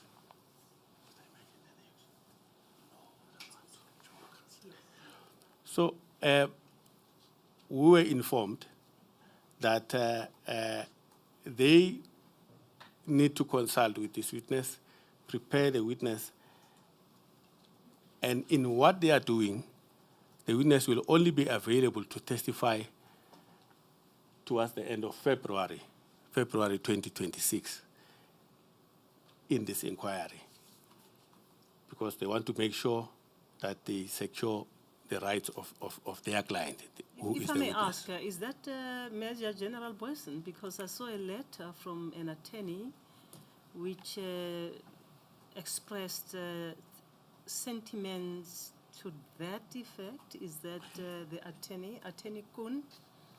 Is that attorney? Madam Chair, Madam Chair, you are right on the point, yes. Well, that takes us to the third witness. You've spoken about two witnesses. To This the one third witness, is the yeah. third witness. I am informed that the witnesses, and that would take about two more, well, I think three, in the Katomena one, who my colleagues, we allocated each other, one another. They had difficulty getting hold of the witnesses in the first place during the festive season, some of whom were not prepared to meet them during the festive season. Are you speaking for or Well- on behalf of Advocate Mchweni, for instance? I remember at one stage last year, he asked that he be excused to go and consult. Are you speaking on his behalf as regards when you say my other colleagues? I'm speaking on behalf of Advocate Mchweni and Advocate what's his name? Sorry, Madam Chair. Yeah, I'm used to the first name. First hear what the position is with regard to Advocate Mchweni, because I remember he had to be excused last year to go and consult with the witness, and what has happened with regard to that consultation. I just want to establish whether the evidence leading team has prepared witnesses for us to proceed. And if there are challenges, precisely what are those challenges? Yes. Madam Chair, maybe to also add or to clarify is that as far as the witnesses relating to the Mdluli case, must be honest that we had not consulted. And the plan of the evidence leaders was that that would take place once we see we are towards the end of the case relating to the Katomena. And would like to also emphasize that what has really disturbed us and put our plan off track is what happened last week, because with the two witnesses. Because had that not happened, we are sure that we would be able to proceed, even if in the light of this postponement that we're asking for with those two witnesses, and they would take time long enough for the other issues to be resolved that we are dealing with regarding Advocate Batohi. But let's get to the specifics. How many witnesses did you list in the list were to testify in relation to the Katomena matter? Because you have spoken to two witnesses who collapsed that you had consulted with, and the third witness who is supposedly collapsing is Advocate Boyson. We have seen the correspondence. Yes. There are other witnesses in your list as regards the Katomena matter. What is the position in relation to those witnesses? You mentioned that your colleagues have not been able to consult. In relation to which witnesses were they not able to consult?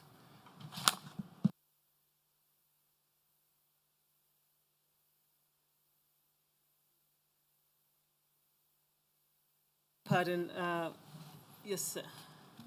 I'm sorry. In relation to which witnesses have your colleagues not been able to consult?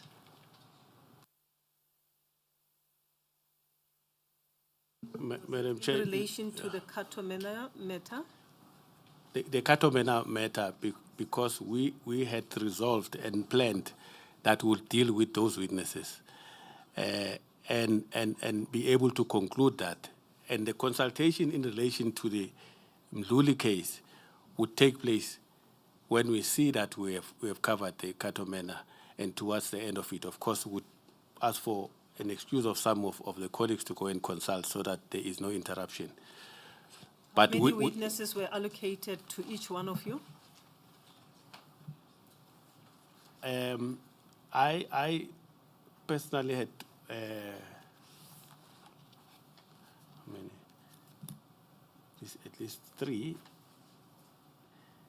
Yeah, but I must indicate that for this period, I was focusing on the witnesses that I was going to call. So you And- consulted only with 2 witnesses who have collapsed? We have collapsed, yes. The third as one? Of last week. The third one I had not consulted with. I had not even had an opportunity to do so because my focus was on the 2 witnesses. And one would appreciate that the issues of and information on this matter is quite involved, and my focus was on them. I have not yet consulted with the 3rd witness. Advocate Mchweni, how many witnesses? 2 in the case. Thank you, Madam Chair. Chair, according to the record, to the allocation, it was 2 witnesses.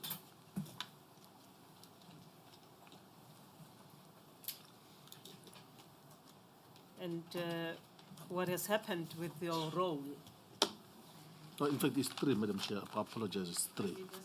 Yes. How many have you consulted with? How many have you consulted with? Chair, I've not been, I'm going to be honest, I've not consulted with either of them because the idea was that we would, once we resume, the idea was I would have been excused to consult with them so that we can prepare the statements. Their evidence is not long, so I anticipated that within a week or Please 2. speak to the microphone. I had not consulted with either of them at this stage because the idea was just together.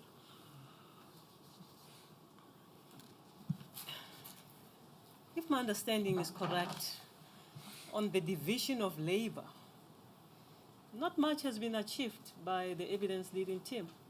And I'm saying this with the greatest of respect, but look, we are now on the 4th month, or if I may say, the 3rd month or the 2nd month. And we are still talking in terms of we have not consulted with witnesses. Chair, unfortunately, but what one can't lose sight of the fact is the stage at which we came into the matter. I beg your pardon, sir? I'm saying, in as much as that is correct, sight should not be lost of the stage at which we came into the matter. We came into the matter when the hearing had resumed, and we were expected to, amongst others, familiarize ourselves with the papers, also be here to assist the evidence leader during the leading of the evidence. So the only time that we had so that we can focus and delve into the papers was over the festive season, because the last 2 weeks, the 2 weeks that we came into the matter, we had to be here, and at the same time use the after hours to read through the papers.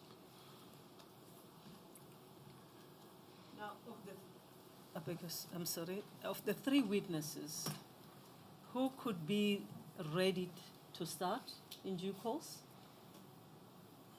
Have you started? Maybe it's a fair question. Have you started? Chair, no, not yet, but I can start immediately, and depending on the availability, I can try and be ready within a week. I'm not trying to dictate how you should run your side of the matter. I appreciate that, Chair, but But, at the end of the day, I have a role to play here, and if that role means that I have to be dictated to, I would welcome the dictation. I can't dictate to you. You are here to gather evidence and present it to us. Yes, that's We what don't I'm even saying. know who are your witnesses are. You've just given us a list in December, and you expect that you would have gone out of your way to try to ripen this hearing. I appreciate that, Chair, but hence I do not want to be seen to be giving excuses. But also, Chair, one has to appreciate that it was festive season. Some of these witnesses had their holidays planned, and one couldn't just give them a call over Christmas holidays and say, "Hi, can you avail yourself for a consultation?" One had to respect that as well. Yes. Yes. So had it not been, but if it did not have a festive holidays in between, the criticism would be justified under the circumstances, Chair.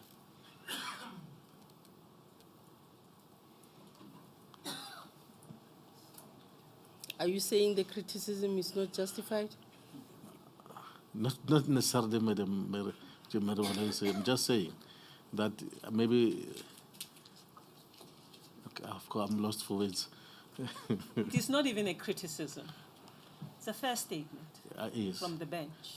which I appreciate. I think you must withdraw that. I withdraw the statements and criticism, unreservedly so. Yes, thank you.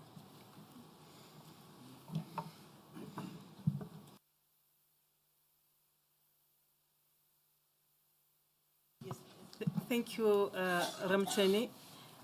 And the junior counsel, were you allocated witnesses to consult with? Yes, Chair, I was allocated 2 witnesses in the Mduli case, and 2 weeks ago. And I also must say that because I came at a very late stage just before the adjournment, I had to go through the record and familiarize myself with it. And I used the December holidays to do just that. And because we are still going according to the plan that we had, I did not foresee that it would collapse completely within 2 days. So I have not consulted with them, but I'm going out to do that.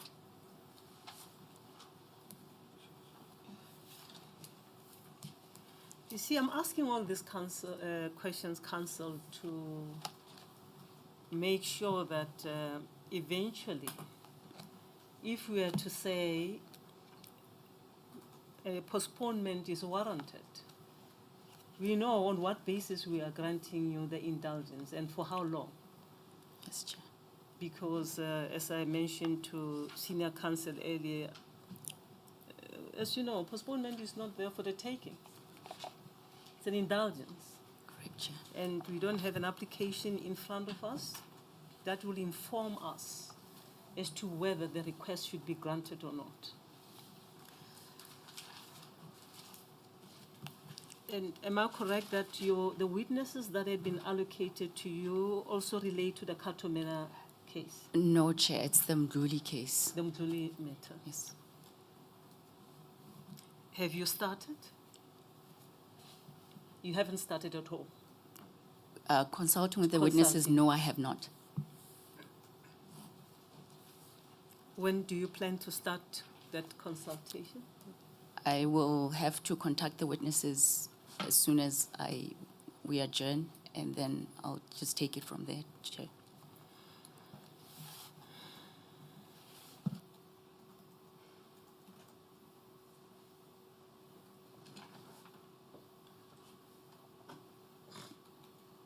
Thank you, my sister. If I may ask, was there any particular reason why you decided to concentrate only on the Katomena witnesses without taking statements from the Mdluli witnesses? Not with the aim of calling a witness in the Katomena and then calling a witness in the Mdluli matter and then confusing the record. But I'd like to know if there was any specific reason why you decided to treat them as 2 separate matters to a point that you want to finalize only, you want to consult these witnesses on first before you go to the other witnesses.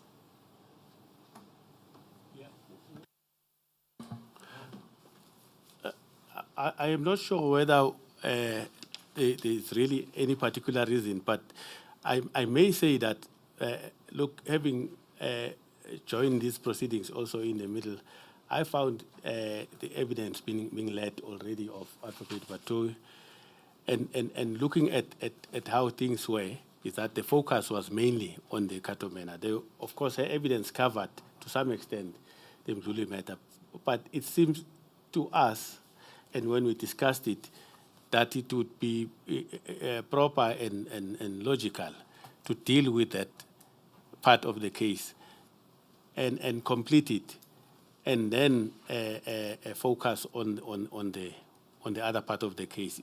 I must mention also that with Advocate Chauke was given those witnesses for Mdluli, particularly because we needed to give an opportunity to familiarize herself with the information and the facts of the matter.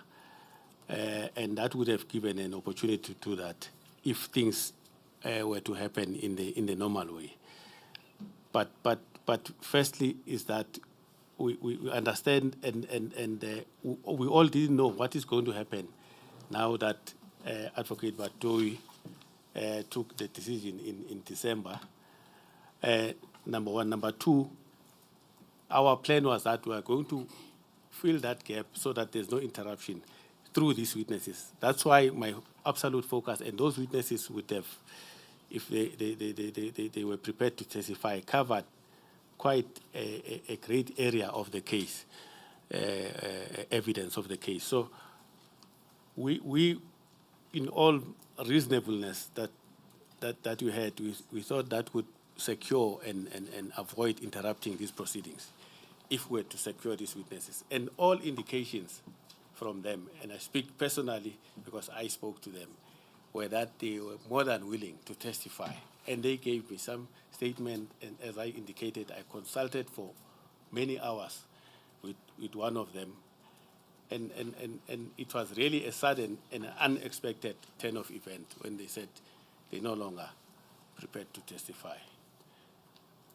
To some extent, and I'm not saying perhaps to some extent we are to blame, but essentially what has happened is what we really could not reasonably anticipate or expect to happen, particularly in regard to these two witnesses. It is, however, correct that when you were appointed, I think Advocate Skosana, Advocate Muchwene first before you, I think Advocate Muchwene was appointed before you, correct? Yes. And subsequently after you, the junior counsel was appointed. When you were appointed, at that time, Advocate Batohi's statement, or a statement under oath, was before you, as it was before us. And that statement encompasses both issues, the Katomena issues and the Mdluli matter, which in my view, and correct me if I'm incorrect, would have given you a start, all of you, those who are allocated to consult, at least to start with some witnesses, junior counsel, especially with relation to the Mdluli matter there. Because the statement was there, the affidavit was there. It is not like everything that surfaced during cross-examination was mentioned for the first time. There were other issues that she raised in her statement which would have enabled you to identify the relevant witnesses. So why is it that that was not done? Just to expedite the matter, I'm trying to understand. Fine, the 2 or 3 witnesses have collapsed, but for the rest, why is it that consultation was not done? I'm just thinking, Advocate Mutlamunyane was leading, and then you have the 3 of you sitting here, and then at one stage you asked to be excused, and I'm trying to think, to understand, why is it that whilst you were presented with Advocate Batohi's statement under oath, little seems to have been done. Very little, it appears. Over a period of a month, maybe I should say that, or closer to a month, and now we have to take a week's adjournment according to your request.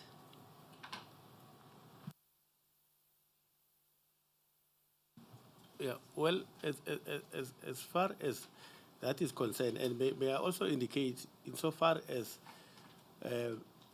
our juniors are concerned, that's now me with Advocate Mutlamunyane, I fully take the blame that we gave them.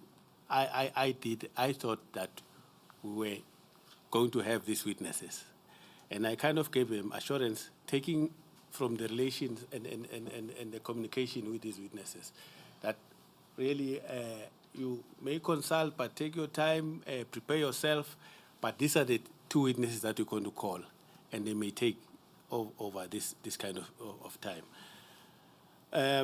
So on that basis, I think I take the blame there. Maybe I should have insisted that they must proceed and consult as quickly or as urgently as possible. And that did not happen, for which I profusely apologize. Perhaps we could have done better.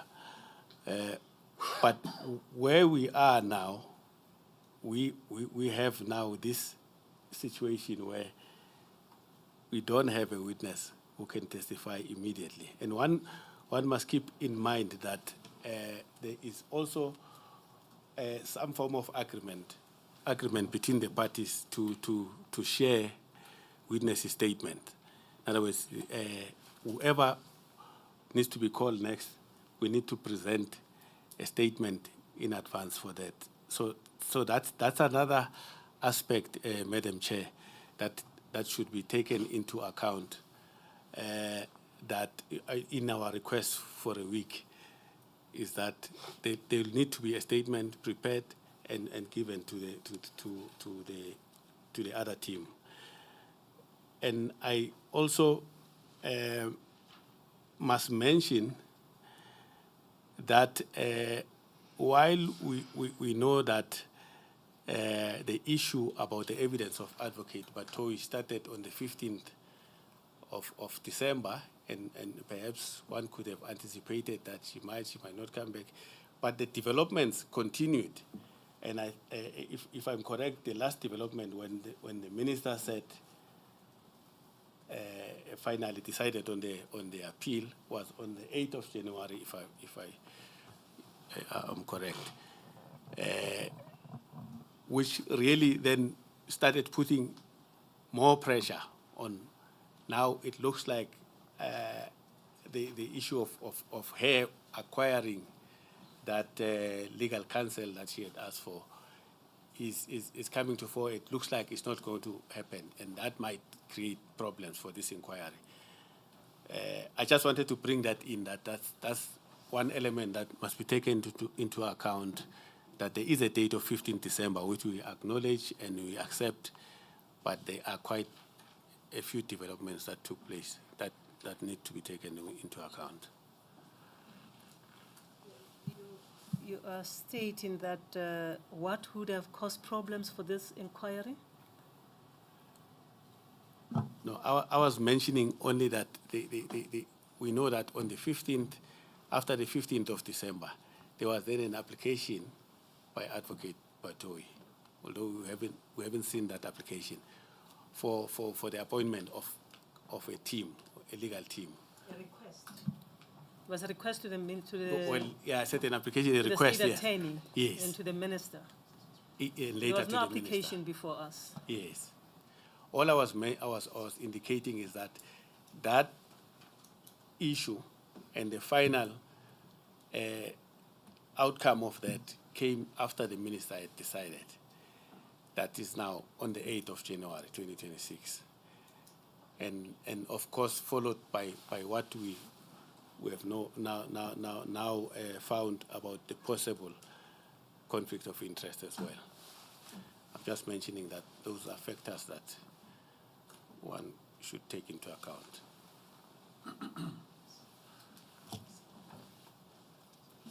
So, according to what you've submitted, you interviewed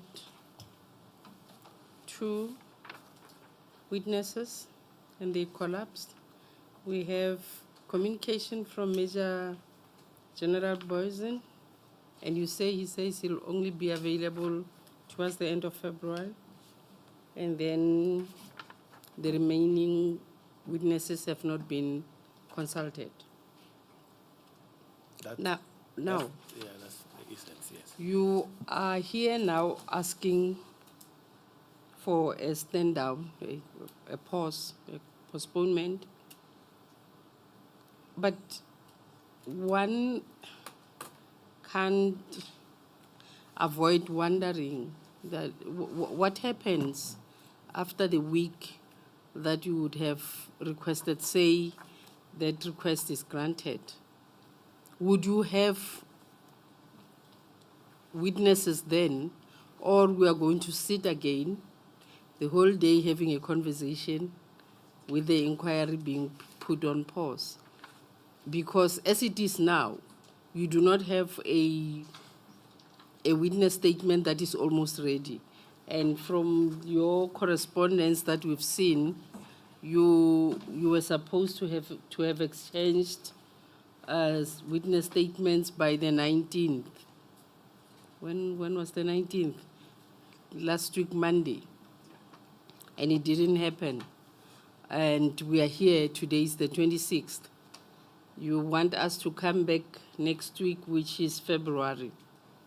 I'm not sure what is the date next week, Monday. But will we still be in the same position, or the position would have changed? Let us not put Advocate Batohi into the equation, because her issue is a different issue. I'm talking about the evidence leading team and the evidence that they are supposed to lead here through witnesses. Well, maybe to start with the date of 19 January, that date was not a date on which the parties agree.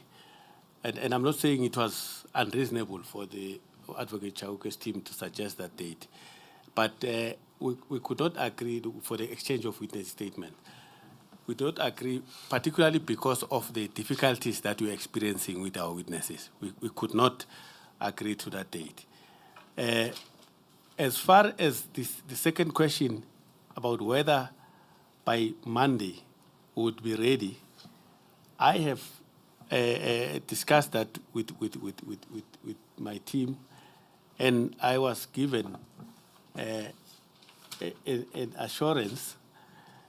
Of course, one takes into account that you know, if an individual or a witness says, I can't consult, or I'm not available on this particular date, might create difficulties, but that we will be able to have a witness by Monday to continue in the event that there's still issues about the evidence of Advocate Batohi. Would be able to have a witness to continue with this inquiry on Monday.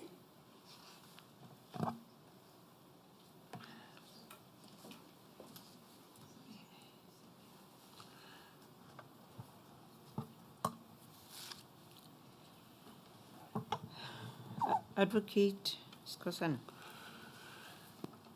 maybe let me ask Advocate Mohlamunyane, because you correctly point that when you came, the train was already moving. He was at the helm as the chief evidence leader.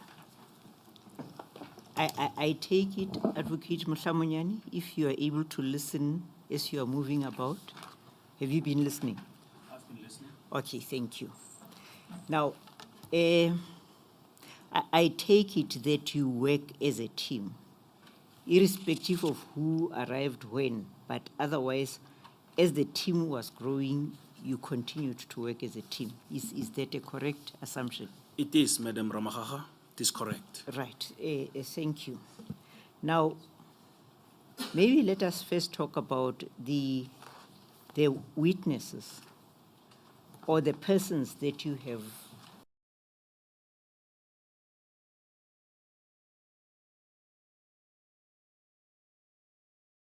identified as witnesses to this inquiry. Am I correct when I say that the caliber of persons that you have identified as witnesses and appear on your list of witnesses, they are not lay persons. They are persons who can be assumed to be having reasonable knowledge of what is expected of them. Will that be correct? Generally speaking, Generally, remember I said generally speaking, Madam Ramaphosa, that is correct, save for 2 of them. But generally speaking. qualifying it was generally. Right, thank you. Now, because the main crop seems to be the understanding crop, moving forward, questions that I'll ask will be taking that into consideration.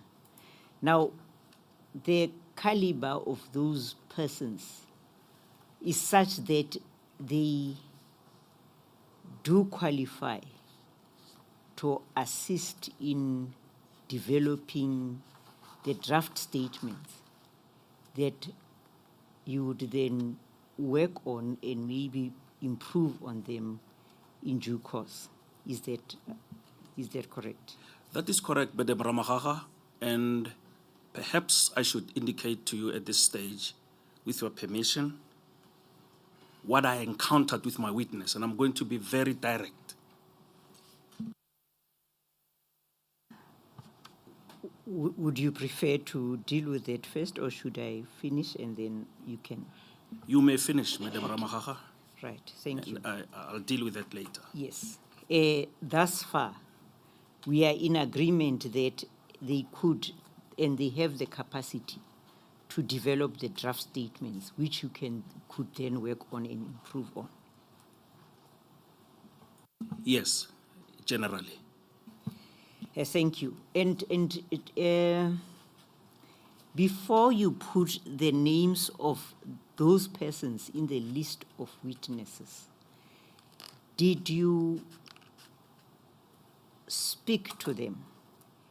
And when I say did you, I'm talking about you as a collective, understanding that you are at the helm and you engage and set rules on how to do things.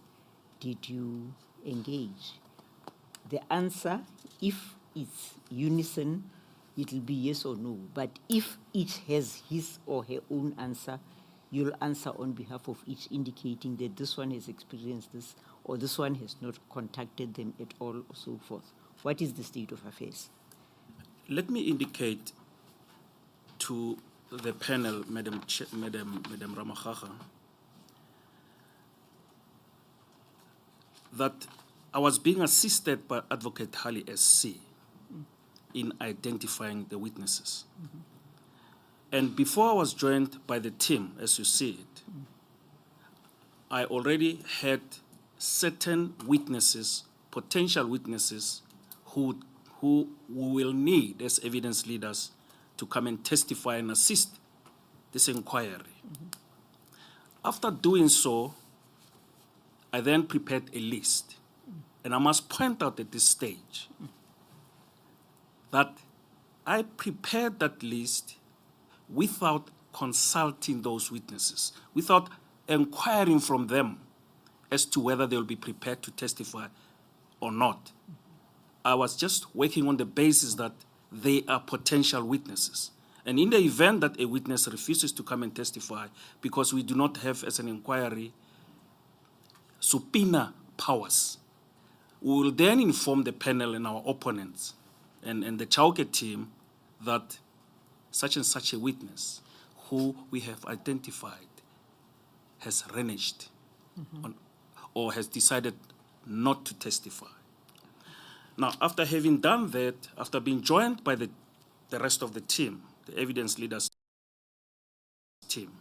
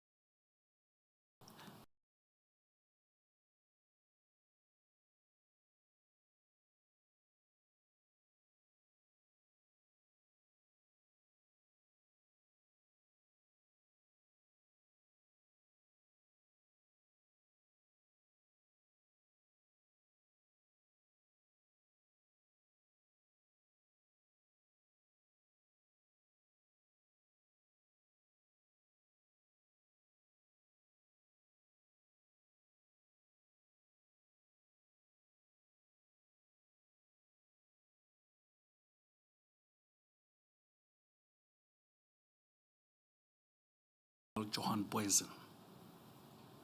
I must mention at this stage that General Johan Boysen, as far back as November, December, had prepared draft statements for us.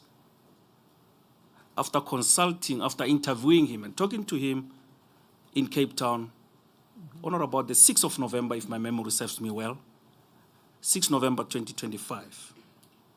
And indeed, he promised to send draft statements. Indeed, he did so until he gave us a final one. Now, some time ago, a few days ago, maybe 2 weeks ago, I started working on the last draft. And I called him last week and to say to him, General, I'm working on your statement, the last one that you sent to us. He sent the statement to me and Advocate Hali SC. I said to him, I'm working on that statement. I'm trying to finalize and settle it. And I am of the view that you and I should sit in Cape Town. I'll fly down to Cape Town on 2 consecutive days to finalize your statement. We were agreeable about that. I extended an olive hand to him and said, your lawyer or your advocate can be present if she wishes or if they wish. I don't have a problem with that. And he offered to give me, rather, let me correct myself. He asked me as to whether he can give my mobile number to his advocate. I said, yes, you can do that. And then we got into a conversation with his advocate. And his advocate indicated to me that they are working on his statement. Yes, they are working on this statement. I said, I've already started working on that statement. She said, no, we are working on that statement because our client's rights have been trampled on and no one has protected our clients, and our client has to be protected. After speaking to her, I then reverted to General Boysen to say, General Boysen, I'm in this situation. Your advocate is saying 1, 2, 3 to me. Now, I want to find out from you as to whether you would still come to the inquiry to testify. He emphatically indicated to me that he is prepared to testify. He doesn't want to be seen to be a recalcitrant witness. But he has concerns. His concerns are the Danikas issue. The Danikas clips that were flighted on air, and everybody else in South Africa has seen that, and it paints a very bad picture on him, and he wants to deal with that in his fully, decisively, in his affidavit. And he's saying to me that in the course of doing that, he has documentation, some of which is not currently in his possession, is lying around elsewhere, and he still has to get it. Trying to just indicate that, remember that now I'm not looking for full information. Yes. At least you are giving the panel an idea about General Boysen in particular. But the main gravamen of my questions is to check about whether, capacity to develop draft statements. And you have illustrated in your address that, yes, they are some of them, of course, and General Boysen is one of those that have participated in the evolution of the draft statement thus far. That is correct. That is correct, but Yes. with the assistance. With the assistance of the his legal legal team. representative, which is fine. Yes. Yes.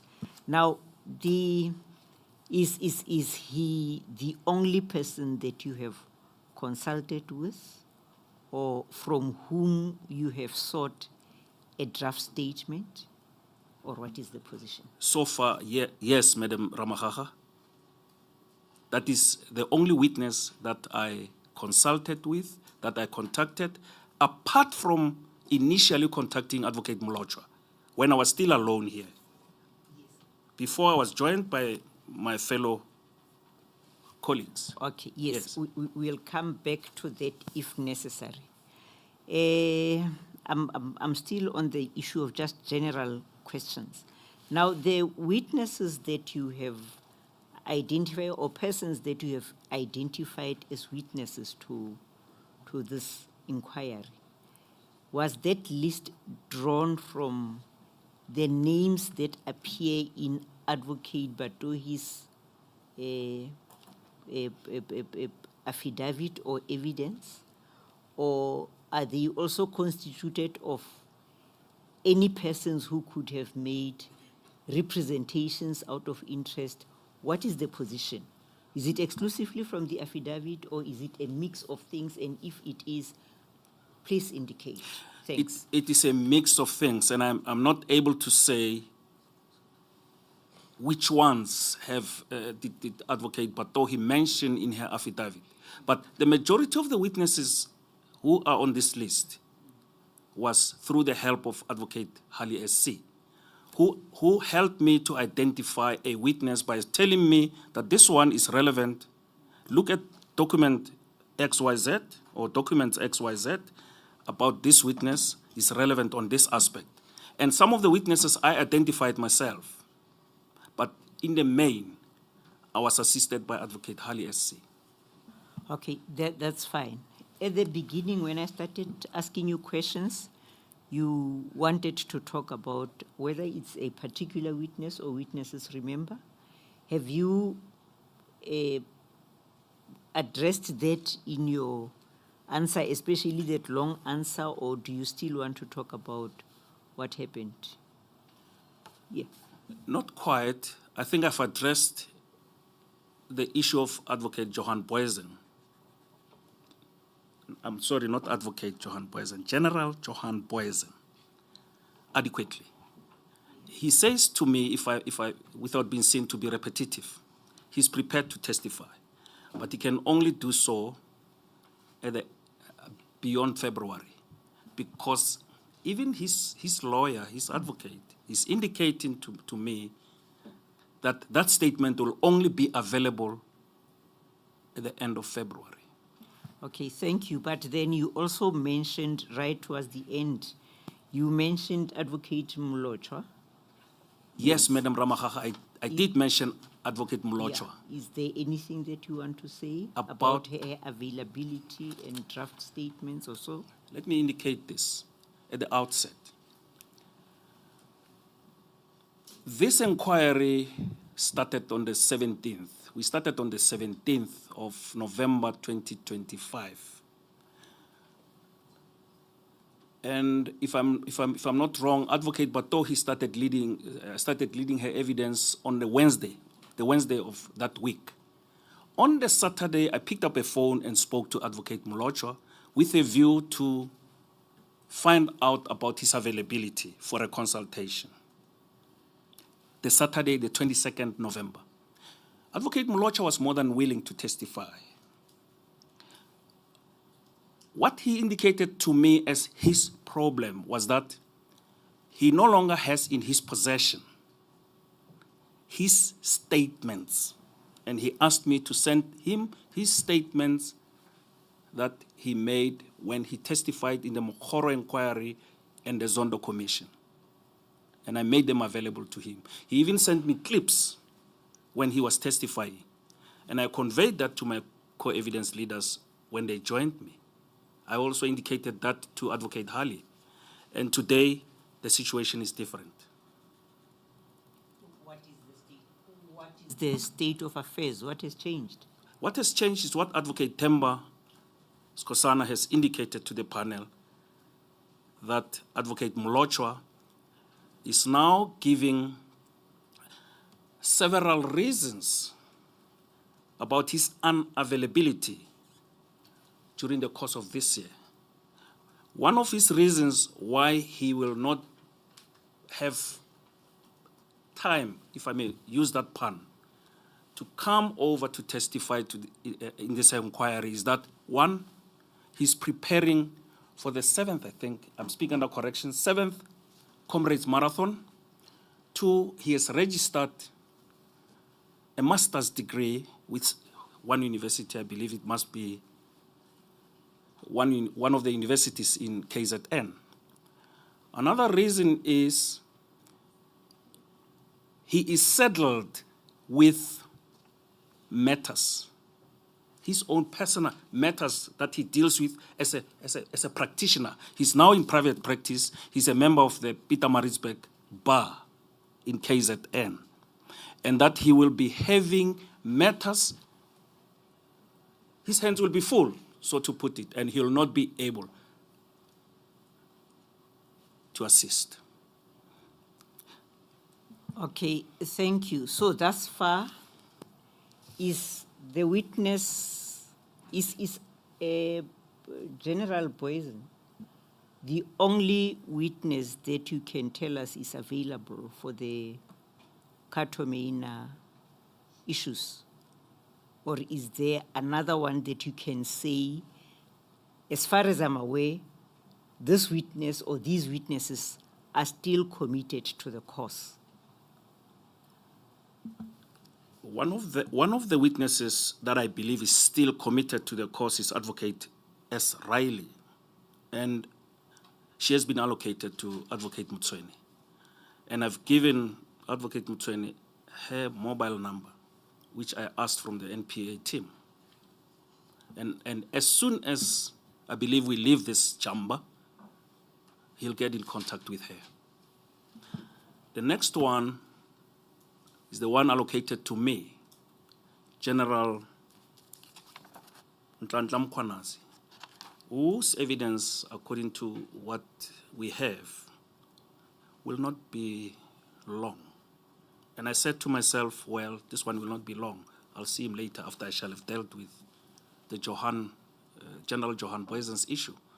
So I parked it, maybe at my own peril, or at the peril of the panel, the evidence leaders. I just parked it because I wanted to first deal with, because I thought he will not be a complicated witness.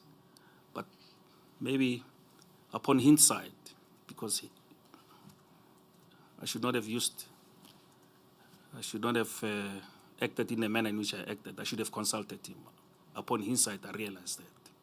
No, thank you very much, Advocate Mohlamunyane. Thank you, Madam Ramagaga.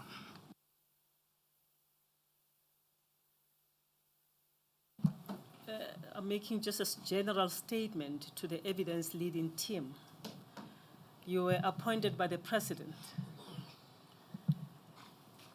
to execute your function. And if the witnesses or potential witnesses who are officials in the NPA makes it difficult for you to execute your function, shouldn't you place that in writing and address that to the minister? That we have been given this task, we are not able to perform our function because of this, that, and that, and that, especially the witnesses who are officials or advocates in the NPA. May I answer, Madam Chair? Yes, I just want to know. Yes, you're correct, Madam Chair. That would be ideal. That would be a proper position to take to inform the minister about the hindrances that we encounter. But in this matter, about these two witnesses that Advocate Skosana SC has referred to, one is Advocate Simpiwe Cyril Molochwa, who's no longer in the public service. He's in private practice now. I'm not sure whether we can report him to the minister. The second one is Advocate Muiponi Nogu, She's also the former DPP of KZN. In 2012, thereabout, she was appointed the DPP. And as indicated already by Advocate Skosana SC, she was willing to testify, but she has changed colors now. I wonder whether it will be appropriate to report them to the minister. They are no longer in the public service, Madam Chair. Thank you. Noku Yeah, Advocate Nuku is no longer in the public service. She has resigned. and Advocate Mlochwa. Advocate Mlocha is in private practice now. He's in private practice as a member of the Peter Marisbeck Bar. I'm not thinking in terms of reporting as such, but just placing information before the minister. Because at a critical time, these advocates served under the auspices of the department. Not necessarily that they be investigated, but just to place information for the minister to understand the challenges you are confronted with as evidence leaders. I agree. I'm inclined to agree with you, Madam Chair. I may be wrong, to but raise it's a the concern. matter that on your own you can consider. We will indeed consider that. Thank you, Madam Chair. Maybe just to add, although they are in private practice, but they are within a regulated space. Yes, of course, So, Madam Baloyi. so you can deal with them within that regulated space. Especially that they are members of the LPC, Legal Practice Council. I'm not sure about Noko, but she's still an advocate. She's still holding the title of advocate. As long as she still holds, Yes. and she is a member of any legal practitioner in South Africa is regulated by the LPC. Indeed. So you can deal with them within that space. We will do that. We'll consider that. Thank you, Madam Baloyi. That said, what is your final proposal, Advocate Skosana? I know that you have intimated that Advocate Hali might want to say something, Yes. but from your side, what is the final proposal you wish to make to us for consideration? Madam Chair, our proposal is that postponement or adjournment of these proceedings until Monday, and on the basis that on Monday we should, and perhaps Advocate Harley will touch on that if he's given an opportunity. On Monday, we will have some headway insofar as the issue of the evidence of Advocate Batohi is concerned. Number one. Number two, if not, if Advocate Batohi is unable to continue with the testimony by Monday, we will make sure that we have a witness to continue giving evidence before this inquiry. I'm making an undertaking that if Advocate Batohi's issue is not resolved or she's not able to take a witness stand, you as evidence leaders will be ready to proceed. Yes, indeed, we are making that undertaking. Supposedly, you would have exchanged the witness statement in advance with the Advocate Chauke's team? Yes, Madam Chair, at least there would be witnesses' statements. Maybe not all the statements, but there should be a statement of a witness. The witness we would have prepared for Monday will have the statement of that witness.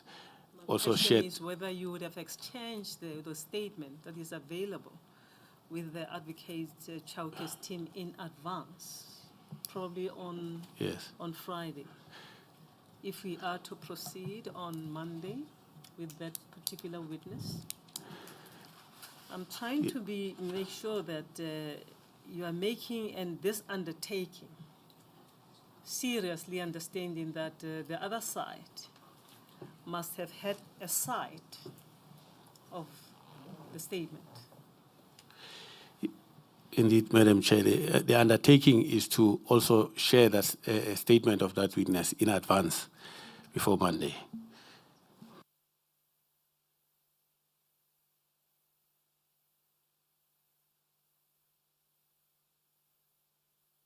Thank you, Advocate Kosana. Thank you, Counsel, all of you. Advocate Goitobi. Madam Chair, I suppose there's very little for me to say at this point, other than to ask who.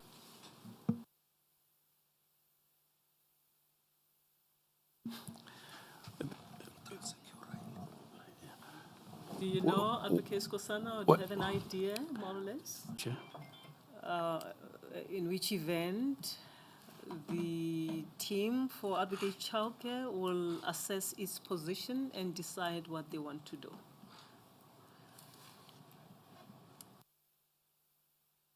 Advocate Riley, they say. Thank you, Madam Chair. I suppose it also comes with the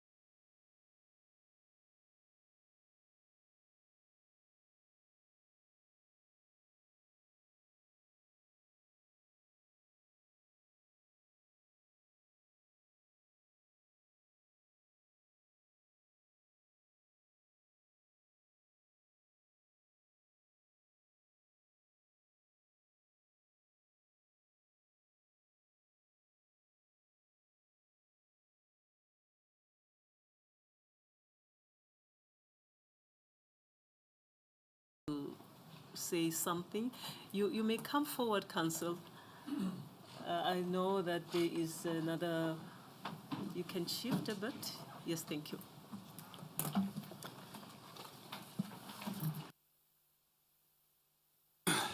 Thank you, Madam Chair. There is no burning desire on my part to say anything per se, other than to explain what our position is.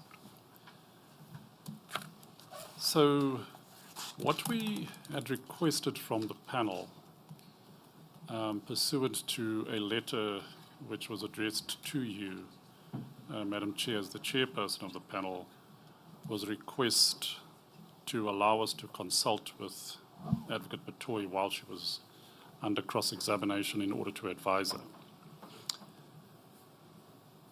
The context to that, much of which has already been canvassed, was that we were initially briefed to act on behalf of the NPA. Those instructions were given to us by the state attorney, and I imagine that it came from the exco of the NPA, which would have included, amongst others, Advocate Batohi.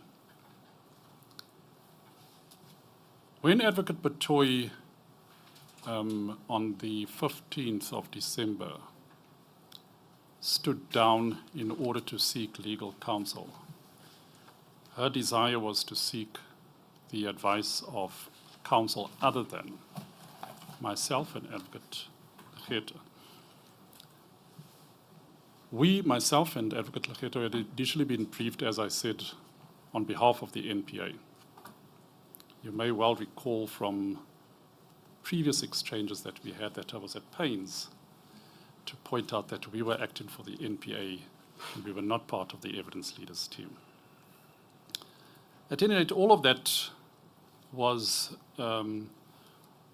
all of that culminated ultimately in the request by Advocate Batohi to the State Attorney to have the counsel that she wished to have appointed to assist her in giving advice pursuant to the indication that she had given to the panel on the 15th of December.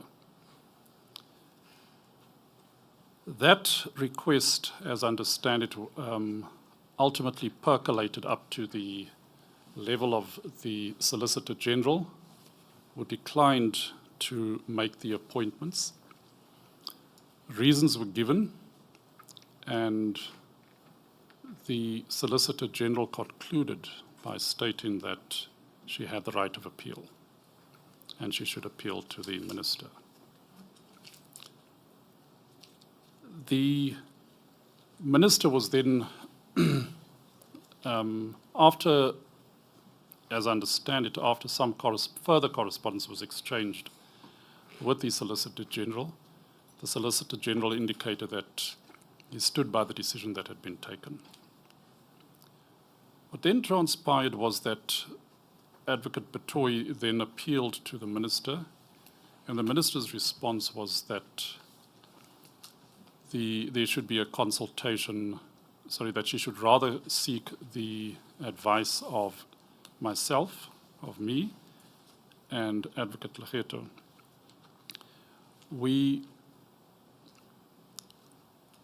After considering the correspondence, we decided to write to the panel, as I've indicated, to make the request to the panel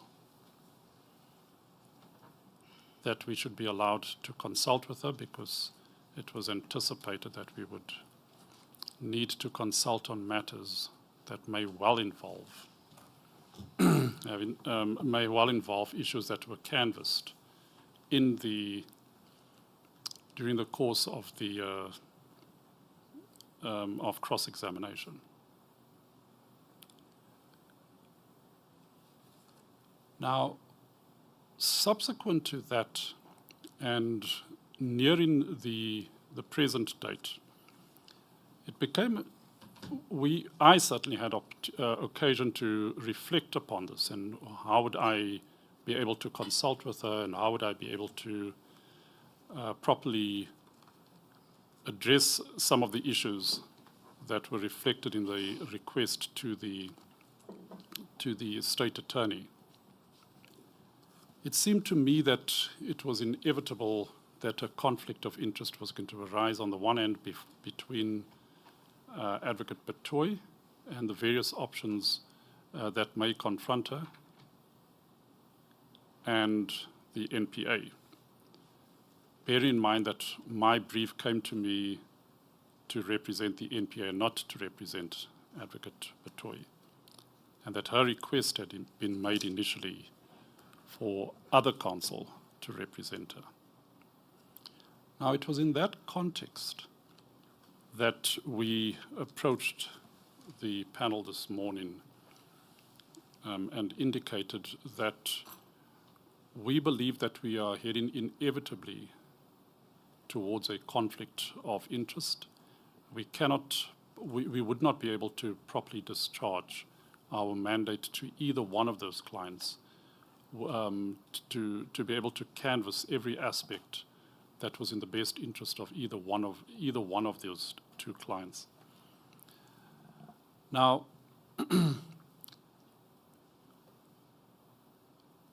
at the moment, we are unable to take instructions from our client, which is the NPA.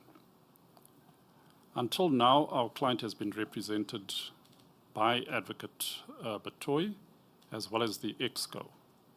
So where necessary, I've had to take instructions from the EXCO. But since the latter part of last year and the early part of this year,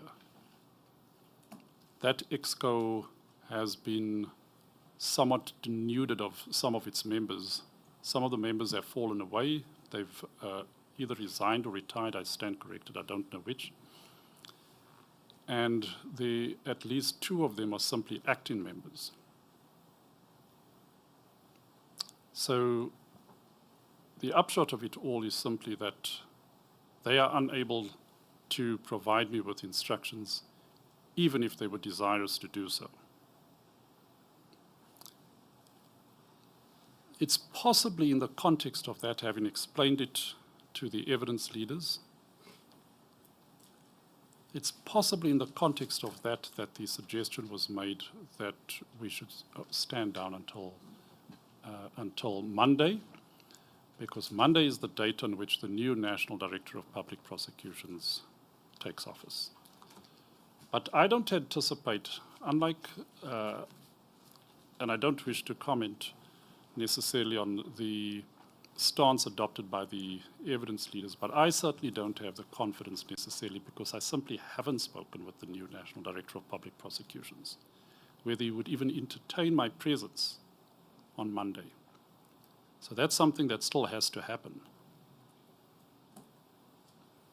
So I can't give any undertaking as to when that would happen. My experience, having worked with different organs of state and different departments, my experience has always been that I'm going to be requested to provide some kind of a memorandum in order to bring the individual who's going to have to take the decision up to speed. I anticipate that would happen with the new National Director of Public Prosecutions. To put together, and of course at this stage I simply haven't been asked to put together anything, not a memorandum or otherwise. So I'm still hoping to get an audience with the new National Director of Public Prosecutions. I might be, I'd like to think that I would be a priority for him, bearing in mind the circumstances of this matter. But I'm simply, as I haven't spoken with him, and I'm not in a position to comment either way. So that's the position where we find ourselves in, and my position applies equally to my junior Advocate Lafeto. There was a question that was posed, if I recall correctly, by Advocate Batohi Mary, as to whether, when the minister had been approached, had she been approached about the potential conflict of interest? The short answer to that is no. But there were certain aspects of the minister's letter that I thought may require me to revert to her, if I was permitted to do so.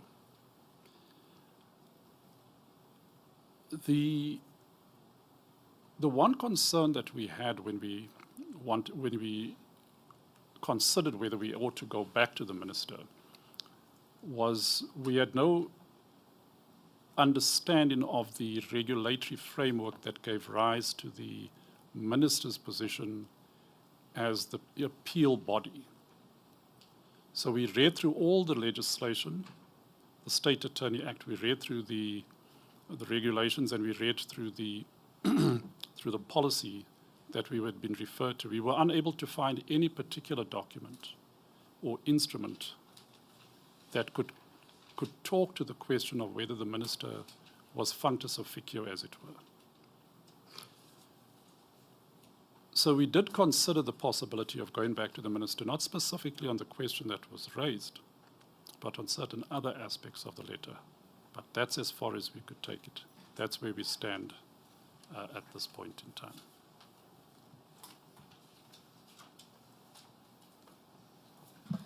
Now, given the fact that a decision has been taken already by the minister, assuming she had no power to decide on the matter, if she's functus officio, but a decision has been taken, will there be any harm in you and your junior or even the NPA presenting this difficulty to the minister that you anticipate? Because as I understand the correspondence, the minister decided on the basis that you and the junior are here and you could represent Advocate Batohi at the personal level. That's how I understood. That is correct, Madam Chair. Yes, the correspondence. But if the minister is to be advised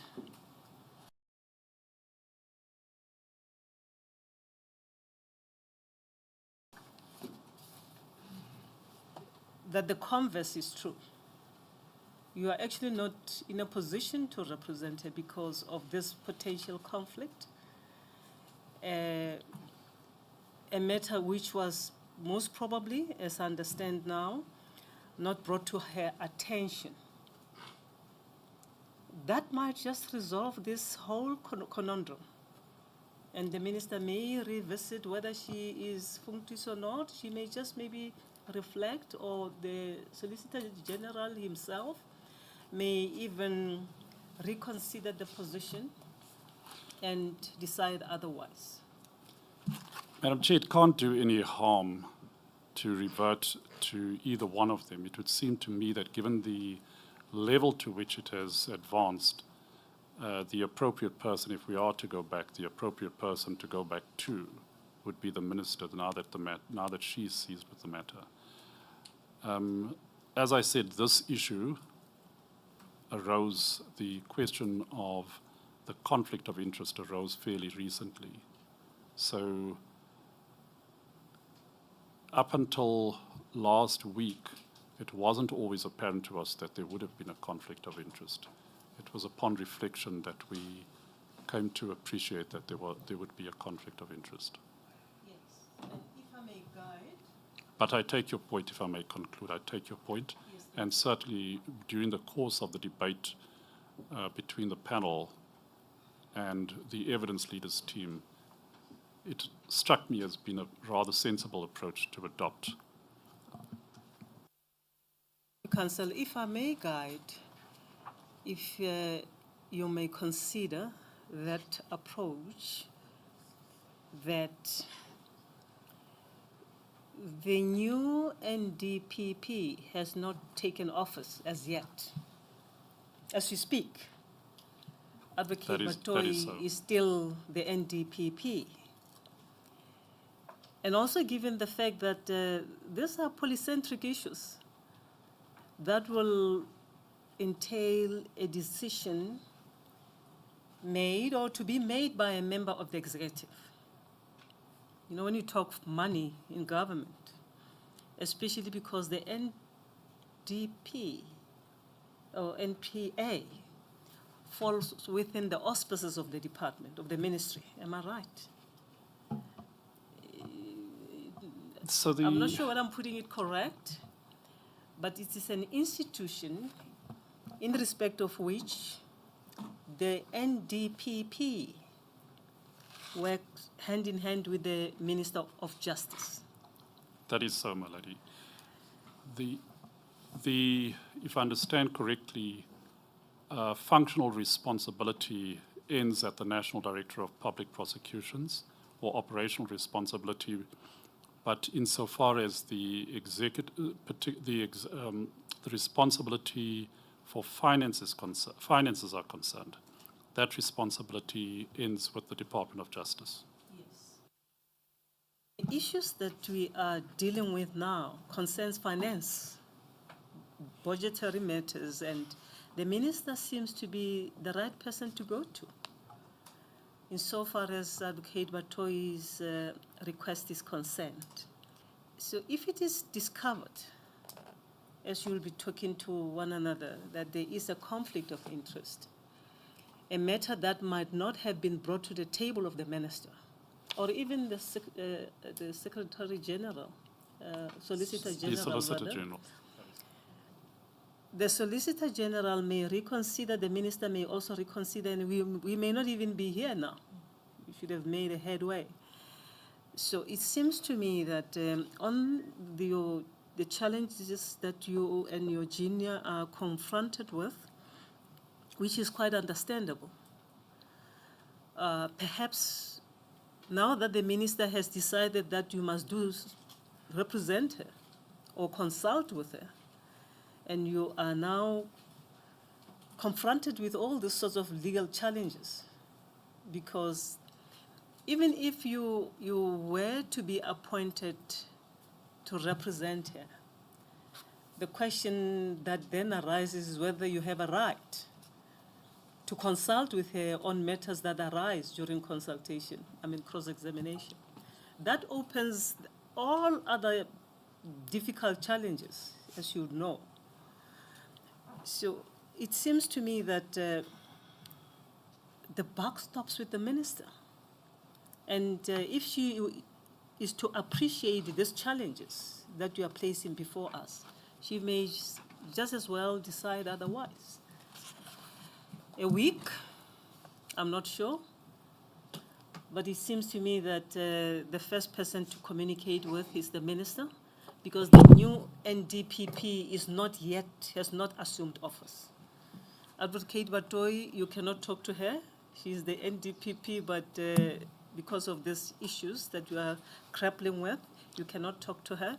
And the minister is the last place to go to if the Solicitor General does not give you out and he thinks that you are not entitled. I'm sure you'll start there, and then the matter will then go to the minister. He's here, you can discuss the matter without necessarily having to write letters to each other.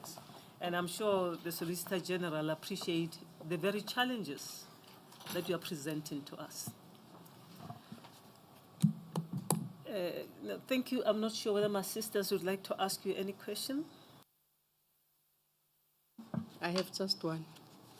I'm sorry, I thought I would keep quiet because it's late in the day, but I can't help myself.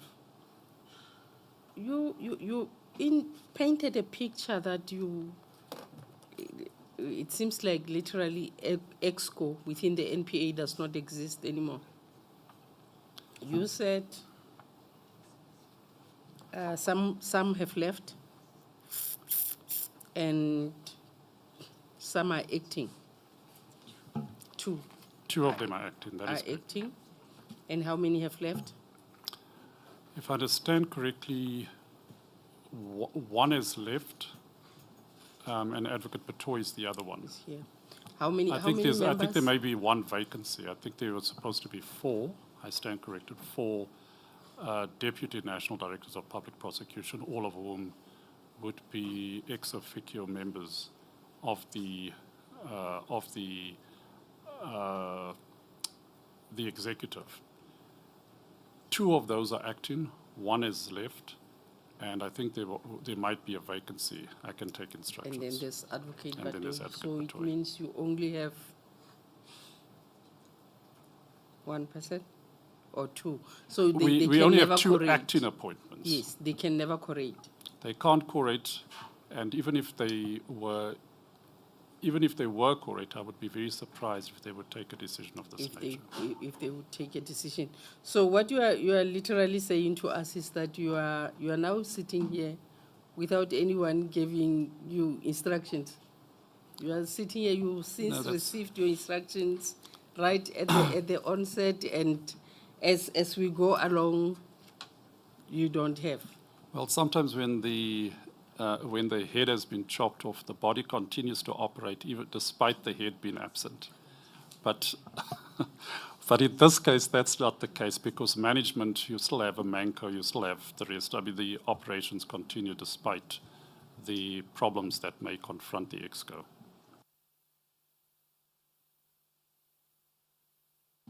Thank you, Madam Beloit, Mary. Yes.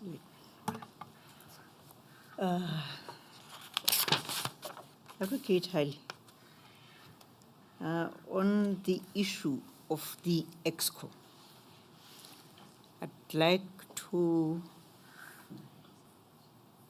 maybe circumstances or the process leading to your appointment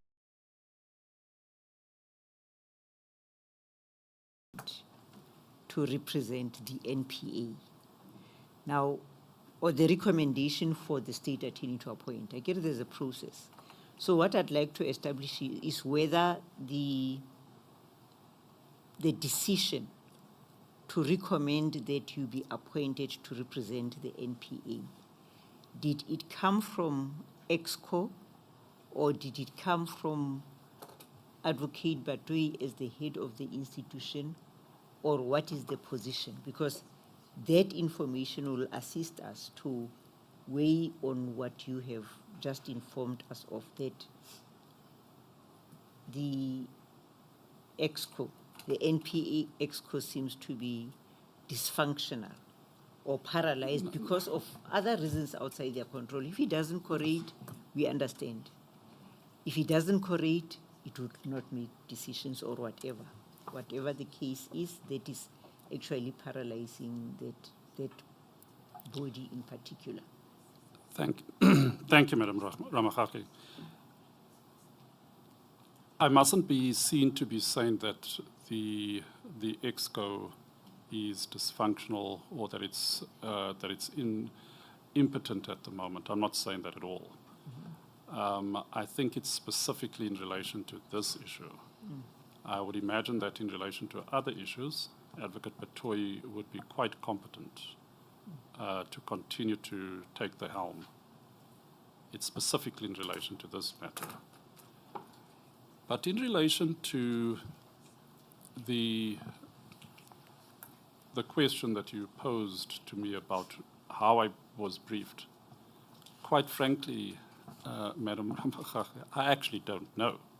All I know is that I get a brief from the state attorney, and in the context of this, it would of course be preceded by a telephone call. Am I available for this? Because I have been involved in the matter previously, as you would be aware. But it's in that context that I get that I would have been briefed and asked to respond to a request to participate. So it will be fair to say you will not know as to whether it becomes necessary or it is actually necessary for MENCO to sit and agree about a recommendation for the appointment or not.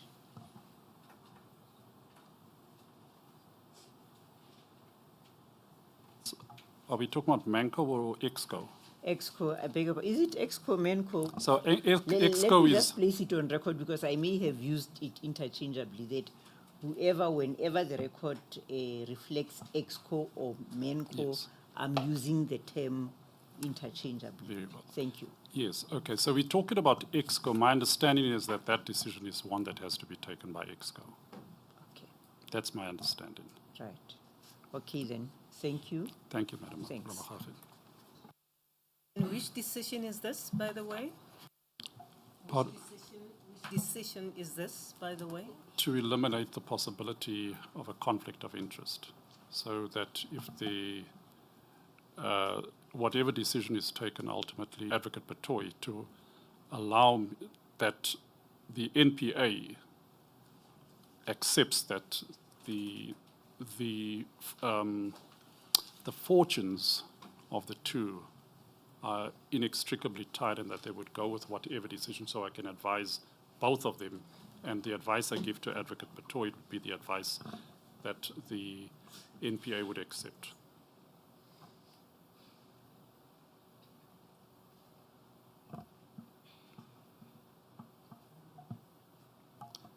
You made the point early on, Madam Chairperson, about approaching the Minister / the Solicitor General of the various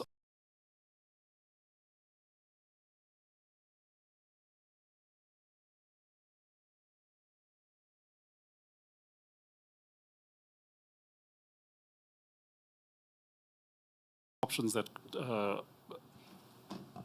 or the various options that suggest themselves to me.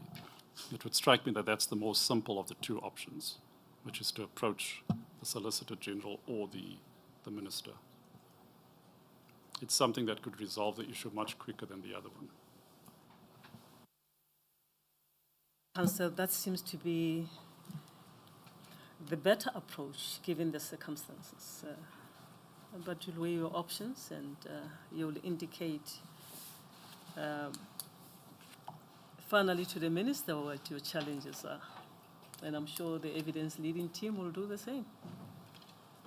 As it pleases you, Madam. Yes, thank you. Thank you very much for apprising us of all this information, and hopefully you will be in a position to execute your mandate, your initial mandate, and proceed to assist as you have been doing. And if a potential conflict arises or has been found, the team will take appropriate steps. What those steps will be, we have engaged with all of you, and you'll decide how to approach the matter. Thank you, Madam Chair.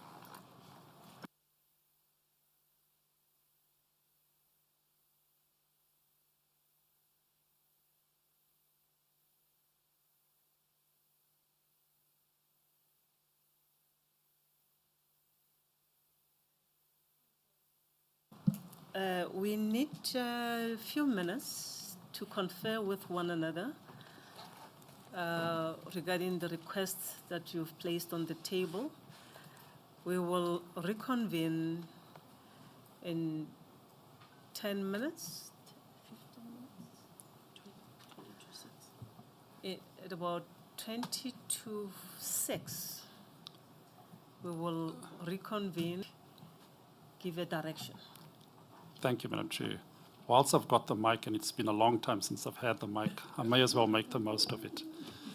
What Advocate Batohi has communicated to me just before she departed was that she was going to have some difficulty coming back this week. She's got meetings with various people, including the President, in the forthcoming days. So she's asked if she can be excused. It seems like it would be inevitable that she will be excused anyway, but that she not be required to return whenever we get to, whether it be on Tuesday or whether it be on Friday. But whatever decision is taken, if she can be excused, and then I can communicate that through one of her assistants who's here tonight.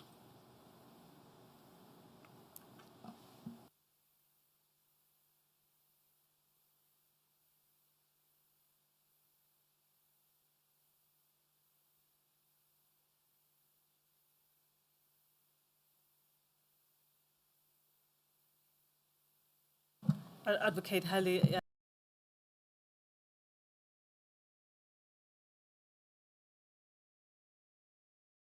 it doesn't appear to us that there's anything that can really be done given the circumstances. Even if she were to attend, she wouldn't be testifying pending the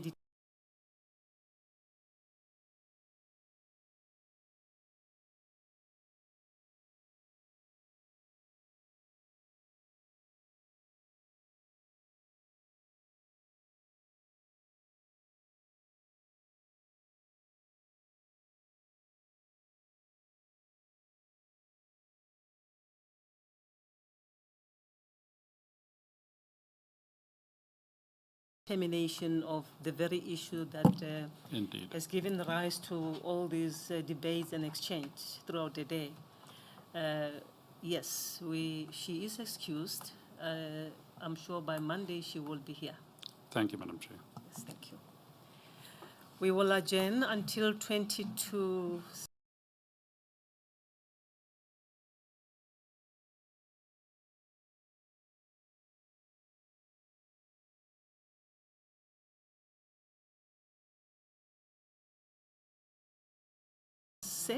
Just give us 15 to 20 minutes to decide, and we'll come back. We'll adjourn. Thank you.